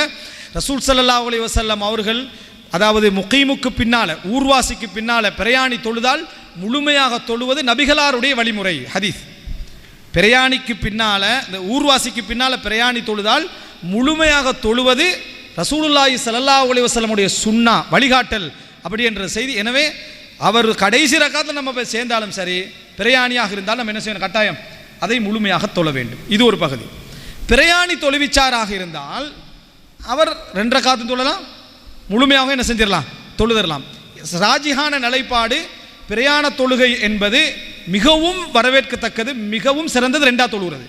ஆனால் கடமை அப்படி என்று சொல்றதுக்கு வலுப்போதா, கடமை என்று சொல்றதுக்கு வலுப்போதா. மிகவும் சிறப்பு வந்து என்ன, 2 ரக்காத் தொழுகிறது. அதே நேரம் பின்னால் ஒரு 50-60 பேர் நின்றுக்கிறாங்க, அத்தனை பேரும் ஊர்வாசி, பிரயாணியாக நிற்கிற 4 தொழுகிறதா அங்கே என்னது பொருத்தம், அல்லது அவர் தொழுவிக்காமிக்கிற பொருத்தம். சிலர் என்ன நினைக்கிறாங்கன்னா, ரசூல்லாங்க மக்கால தொழுதாங்களே, அவர் தானே பிரயாணி தானே முந்தி தொழுதாங்க, தொழுதுட்டு நீங்கள் இன்னும் 2 ரக்காத் தொழுதுங்க நாங்கள் பிரயாணி நாங்கள் அதை நினைக்கிறாங்க. அது ரசூல்லாங்க தான் இமாமத் செய்யணும், அந்த பிரயாணிக்காக முற்படுத்தலாங்க. அந்த இடத்துல என்ன செய்யலை, பிரயாணிக்காக முற்படுத்தலை, தொழுவிக்கிறவர் ரசூல்லாங்க. அங்கே எல்லாரும் இருக்கக்குள்ள இன்னொரு ஆளை முற்படுத்துறது இல்லை, அதுக்காக வேண்டி தான் செஞ்சாங்களுடைய பிரயாணியை முற்படுத்தணும் என்ற எந்த சுண்ணாவும் என்னது இல்லை. இதையும் நம்ம தெரிஞ்சுக்கணும். பிரயாணியை முற்படுத்துகிற சுண்ணாண்டு பின்னாளிக்கிற 1000 பேர் எழுப்பி தொழுகிறது, பிரயாணி 2 ரக்காத் தொழுட்டு போயிடுறது, இதெல்லாம் இது சுண்ணாவும் இல்லை. யாரும் அப்படி சுண்ணாண்டு என்ன செய்யுது சொல்லவும் இல்லை. எந்த அளவுக்கு அபூபக்கர்லாங்க தொழுவிச்சிருக்கிறாங்க, ரசூல்லாங்க வாராங்க, அபூபக்கர்லாம் பின்னுக்காகிறாங்க, ரசூல்லாங்க நில்லுங்கன்றாங்க. அப்படி சொல்லி அபூபக்கர்லாங்க என்ன செஞ்சாங்க, பின்னுக்காகி ரசூல்லாங்களை இமாமத்தையே மாற்றி அபூபக்கர் வலதுலேருந்து என்ன செஞ்சாங்க. அதை நம்ம செய்வோமா, இப்போ வளமே தொழுகிற பள்ளி இமாம் வாராரு, தொழுகிற ஒரு பின்னுக்காக வர முற்படுத்துவோமா, முற்படுத்த மாட்டோம். அப்போ அந்த சுன்னதை செய்யணுமே, அது ரசூல்லாங்களுக்காக செஞ்சது, அது அபூபக்கர் அவங்களுக்கு கூட இல்லை, அது விளங்கிட்டார் ரலியல்லாஹு அன்ஹு. எனவே ரசூல் ஸல்லல்லாஹு அலைஹி வஸல்லம் அவர்களுக்காக அது நடந்த விஷயமே தவிர பிரயாணியை முற்படுத்துகிற சுன்னா என்ற பகுதி அதில் இல்லை. அதே போல் ஊருடைய தொழுகை உண்டு, லுகர் கடமை ஆயிட்டு மறந்துட்டு அசருக்கு போகிறோம், பிரயாணம் போகிறோம். அங்கே போன பிறகு லுகரில் மிஸ் ஆகின தொழுகை ஞாபகம் வருது. லுகரில் மிஸ் ஆகின தொழுகை ஞாபகம் வருது. இப்போ பிரயாணியாக இருக்கிறீங்க, எத்தனை தொழணும்? 4 தான் தொழணும். அதை என்ன செய்யணும்? உங்களுக்கு கடமையாகின நேரத்தில் எத்தனை ரக்காத்து கடமையாயிச்சோ அந்த தொழுகையை நீங்கள் எத்தனையாக தொழணும்? நேரம் தவறி நேரம் முடிஞ்சிட்டா, உங்களுக்கு நேரம் முடிஞ்சு நீங்கள் பிரயாணம் போனீங்கன்னா கட்டாயம் என்ன செய்யணும்? நீங்கள் 4ஆகத்தான் தொழணும். காரணம், உங்களுக்கு கடமையாகிற நேரத்தில் அது 4ஆகத்தான் என்ன செஞ்சது? கடமையாகி விட்டது. இதை சொல்கிற நேரத்தில் மாம இப்னுல் முன்திர் சொல்கிறார் இஜ்மாண்ட நூலில், வ அஜ்மஉ அலா அன்னமன் நசிய சலாத்தன் ஃபி ஹத்ரின், ஊரில் இருக்கிற டைமில் ஒரு தொழுகையை ஒருவர் மறந்து ஃபதக்கரஹா ஃபி சஃபர், பிரயாணத்தில் அவருக்கு அது ஞாபகம் வந்துச்சுண்டா அன்ன அலைஹி சலாத்தல் ஹதர், அவர் ஊருடைய தொழுகையை தான் என்ன செய்யணும்? அங்கே தொழ வேண்டும். அதில் ஹசனுல் பசரியை தவிர வேற யாரும் உலகத்தில் எந்த அறிஞரும் என்ன செய்யலை, முரண்படவில்லை. அப்போ என்ன, ஊரில் மறந்த தொழுகை பிரயாணத்தில் ஞாபகம் வந்தால் அதான் தொழணும். பிரயாணத்தில் மறந்த தொழுகை ஊரில் ஞாபகம் வந்தால் இதில் கருத்து முரண்பாடு வந்துருக்கு. பிரயாணத்தில் லுகர் கடமை ஆயிடுச்சு 2, அசரை மட்டும் தொழுவிட்டு ஊருக்கு வந்துட்டோம். ஊருக்கு வந்த ஒரு தான் லுகர் தொழல்ல, பிரயாணி ஆகிற டைமில் நம்மளை லுகர் தொழல்ல அப்படின்னு யோசனை வருது. இதனால் என்ன செய்கிறாங்கண்டா இதில் கருத்து முரண்பாடு வருது. எல்லாரும் சொல்கிறாங்க நீங்கள் இப்போ ஊர்வாசி ஆகிட்டீங்க, அதனால் என்ன செய்ய 4 தான் நீங்கள் என்ன செய்யணும்? தொழணும்ன்றது அனப்பில் அதில் உடன்பட்ட கருத்து எதுவும் இல்லை. சரியானது என்னண்டா இதுக்கு என்ன சொன்னமோ அதுக்கு அதை தான் சொல்லுவோம். என்ன, உங்களுக்கு எத்தனை கடமை ஆயிடுச்சு? 2 ரக்காத் கடமை ஆயிடுச்சு. அந்த 2 ரக்காத் கடமை டைம் முடியும் போது நீங்கள் ஊருக்கு வரலை. டைம் அதாவது டைம் எல்லாம் முடிஞ்சு தான் ஊருக்கு என்ன செய்றீங்க? நீங்கள் வாரீங்க. அப்போ உங்களுக்கு கடமையானது என்ன? 2 தான். எனவே அந்த 2 தான் நீங்கள் என்ன செய்யணும்? ஊருக்கு வந்தால் தொழணும். ஊர்வாசியாக இருந்த தொழுகை உங்களுக்கு பிரயாணத்தில் ஞாபகம் வந்தால் ஊர்வாசியில் தொழுகையை தொழணும். பிரயாணத்தை தொழுகை ஊரில் ஞாபகம் வந்தால் அந்த பிரயாணியுடைய தொழுகை உங்களுக்கு என்ன செய்யணும்? நீங்கள் தொழ வேண்டும். இது மிக முக்கியமான செய்திகள். அடுத்தது, இது அல்லாமல் அதாவது நிறைய செய்திகள். ஒரு மனிதர் வந்து நிறைய, இப்போ நீங்கள் வந்து யாழ்ப்பாணம் போகிறோன்னு ஒரு பிரயாணம் போகிறீங்க, ஊரை தாண்டினோடனே கசர் செஞ்சிட்டீங்க. மசாயில் நிறைய இருக்கும். எங்கே கசர் செஞ்சிட்டீங்க? தியாரியை தாண்டினோடனே கசர் செஞ்சிட்டீங்க. இடையில ஃபோன் வருது, ஊரில் சோம் இல்லைண்டு, ஒருத்தருக்கு சோம் இல்லாமிக்குது, சுயனமாக்கிது, வாங்கண்டு ரிட்டர்ன் வந்துட்டீங்க. இப்போ என்ன செய்கிறது? நிட்டம்போது தாண்டும் போது கசர் முடிஞ்சிச்சு. இந்த பள்ளியில் போய் இடையில எங்கேயா ஒரு இடத்துல வச்சு நீங்கள் கசர் செஞ்சிட்டீங்க. இடையில கசரை செஞ்சுட்டு பிரயாணம் போக போகிறீங்க, யாழ்ப்பாணம் போகிறேன்னு தான் வெளியாகினீங்க. வெளியாகி ஊரை தாண்டோடனே கசர் செய்யலாமே, கசர் செஞ்ச உடனேயே கோல் வர்றது திருப்பி வரணும்னு வந்துட்டு இப்போ என்ன செய்கிறதுனா உங்கள் மீது குற்றம் இல்லை. ஏன்னா உங்களோட நீயத்தில் நீங்கள் பிரயாணமாக இருக்கிற அந்த எண்ணத்தில் தான் நீங்கள் என்ன செஞ்சீங்க? வெளியாகினீங்க. அதுக்கு தான் நீங்கள் என்ன செஞ்சீங்க? கசர் செஞ்சீங்க. இதே மாதிரி தான் நோன்பு திறக்கிறதும். நோன்பு திறப்பதும் பிரயாணியாக நீங்கள் வெளியாகிட்டீங்க அப்படின்னு சொன்னால், பிரயாணியாக நீங்கள் வெளியாகிட்டீங்க அப்படின்னு சொன்னால் ஊரை தாண்டின உடனே நீங்கள் என்ன செஞ்சிடலாம்? நோன்பை அதை விட்டுடலாம். பிரயாணி என்பதனால நோன்பை விட்டுடலாம். அதே மாதிரி அங்கேயும் ஒரு கோல் வந்துச்சுண்டா அதே சட்டம் தான். என்னடா, நீங்கள் உங்களோட நீயத்தில் நீங்கள் தூரம் பிரயாணம் போவதற்காகத்தான் என்ன செஞ்சீங்க? அந்த நோன்பை விட்டீர்கள், கசிர் செய்தீர்கள் என்பது. அதே போல் ஒரு பெண் வெளியே போகிற சட்டத்தையும் எதோடு சம்மந்தப்படுத்திக்கிறாங்க? அந்த ஊர்வலமையில் எவ்வளவு தூரம் போனால் பிரயாணியாக ஒரு மனிதர் கருதப்படுவாரோ அதைத்தான் என்னது சட்டமாகவும் என்ன செஞ்சுக்கிறாங்க? சொல்லி இருக்கிறார்கள். இதுதான் மிக, அதாவது நம்மளால் முடிந்த அளவில் மிக சுருக்கமாக சொல்லணும். கடைசியாக, பிரயாணியாக இருக்கிறவர் வாகனத்தில் சுன்னத்து தொழலாம். வாகனத்தில் சுன்னத்து தொழலாம். வாகனத்தில் தொழலாம் என்று சொன்ன உடனேயே எங்களில் நிறைய பேர் விளங்கினது எதை தெரியுமா? ஃபர்லு தொழலாம்னு தான். ஏன் சுன்னத்து ஊரில் தொழுகிறதே குறை, வாகனத்தில் போய் சுன்னத்து தொழுவோமா? அதனால் யோசனையில் முதலாக வந்தது எது? வாகனத்தை தொழாமட எது? ஃபர்லு தொழுகை தான் ரசூலாங்க சொல்லிப்பாங்க. ரசூலாங்க சுன்னத்து தொழலாம்னு சொன்னது எது? வாகனத்தில் தொழலாம்ன்றது சுன்னத்து தொழுகை தான். ஃபர்லு தொழுகை வந்தால் ரசூலாக வாகனத்தை விட்டு இறங்கி விடுவார்கள். ஹதீஸ். ஃபர்லு தொழுகை வந்தால் ரசூலுல்லாஹி ஸல்லல்லாஹு அலைஹி வஸல்லம் அவர்கள், இது புகாரில் 1097வது இலக்கத்தில் வருது, நபி அவர்கள் வாகனத்தில் ஃபர்லு தொழுதது கிடையாது. ஃபர்லு ரசூலாங்க வாகனத்தில் இருந்தால் ஃபர்லு வந்துட்டால் இறங்கி நிப்பட்டி தான் என்ன செய்வாங்க? தொழுவார்கள். சுன்னத்து தொழுகைகளை கிபிலா எந்த பக்கம் இருந்தாலும் சரி, சுன்னத்து தொழுகையில் வாகனத்தில் என்ன செய்வாங்க? தொழுவார்கள். திசை திரும்பின பக்கமெல்லாம் என்ன செய்வாங்க? கிபிலா முன்னோக்க வேண்டிய அவசியம் இல்லை. சுன்னத்து தொழுவராக இருந்தால் நம்ம என்ன செய்யலாம்? நம்ம சொந்த வாகனத்தில் போகிறோம், பின்னால் இருக்கிறோம், சுன்னத்தொலோன்னு நினைக்கிறோம், வித்திருத்தொலோன்னு நினைக்கிறோம், ஃபஜ்ருடைய சுன்னத்தொலோன்னு நினைக்கிறோம், வாகனத்தில் என்ன செய்யலாம்? தொழுதெல்லாம் கிபிலாவை முன்னோக்க வேண்டிய அவசியம் இல்லை. ஏன்னா வாகனம் அட பக்கத்தில் திசைக்கு போகும். ஃபர்லு தொழுகையாக இருந்தால் அவர் என்ன இறங்கி தான் தொழணும். ஒரே ஒருவருக்கு மட்டும் அனுமதி, அவருக்கு தொழுவதற்கு இறங்கி தொழுவதற்கான இடமே இல்லை. இறங்கி தொழுறதுக்கு இடம் இல்லை, அல்லது இறங்கி தொழுவுக்கு வாய்ப்பு இல்லை. ஃப்ளைட்டில் இறங்கி தொழுகலாதே விளங்கிட்டா, அப்புறம் ஜனாசா தொழுகை தான். நம்ம அதை இறங்கி தொழுகணும் அப்படின்னு நம்ம நினச்சோம் அப்படின்னு சொன்னால் இறங்கி தொழுறதுக்கு வாய்ப்பில்லை, இடமில்லை. அப்படி என்ற ஒரு நிலைமை இருந்தால், உதாரணமாக அசர் ஆகுது, இன்னும் ஒரு 5 நிமிஷத்தில் என்ன அசர் ஆகிரும், அல்ல சாரி அசர் ஜம்மு செஞ்சுக்கலாமே, அசர் எடுங்க மகரிப் ஆகிரும். அப்படி என்கின்ற மகரிபுடைய அந்த சூரியன் மறைகிற நேரமாக போகுதுன்னா இப்போ உங்களுக்கு டைமும் இல்லை, என்னது இறங்குறதுக்கு இடமும் இல்லைன்னா அப்போ நீங்கள் என்ன செய்யலாம், வாகனத்தில் ஃப்ளைட்டில் எல்லாம் ஃபர்லு தொழுகை கூட என்ன செய்யலாம், தொழுதுக்கலாம். மற்றபடி உங்களுக்கு சாய்ஸ் இருந்தால் தொழலாம் என்ற சாய்ஸ் இருந்தால் நீங்கள் இறங்கி தான் என்ன செய்யணும், ஃபர்லு தொழுகையை தொழ வேண்டும். ஹாதா மா இந்தி வல் இல்மு இந்தல்லாஹ் வ அகூலு கௌலி ஹாதா வ அஸ்தக்ஃபிருல்லாஹ் லி வ லக்கும் வஸ்ஸலாமு அலைக்கும் வ ரஹ்மத்துல்லாஹி வ பரகாத்துஹு.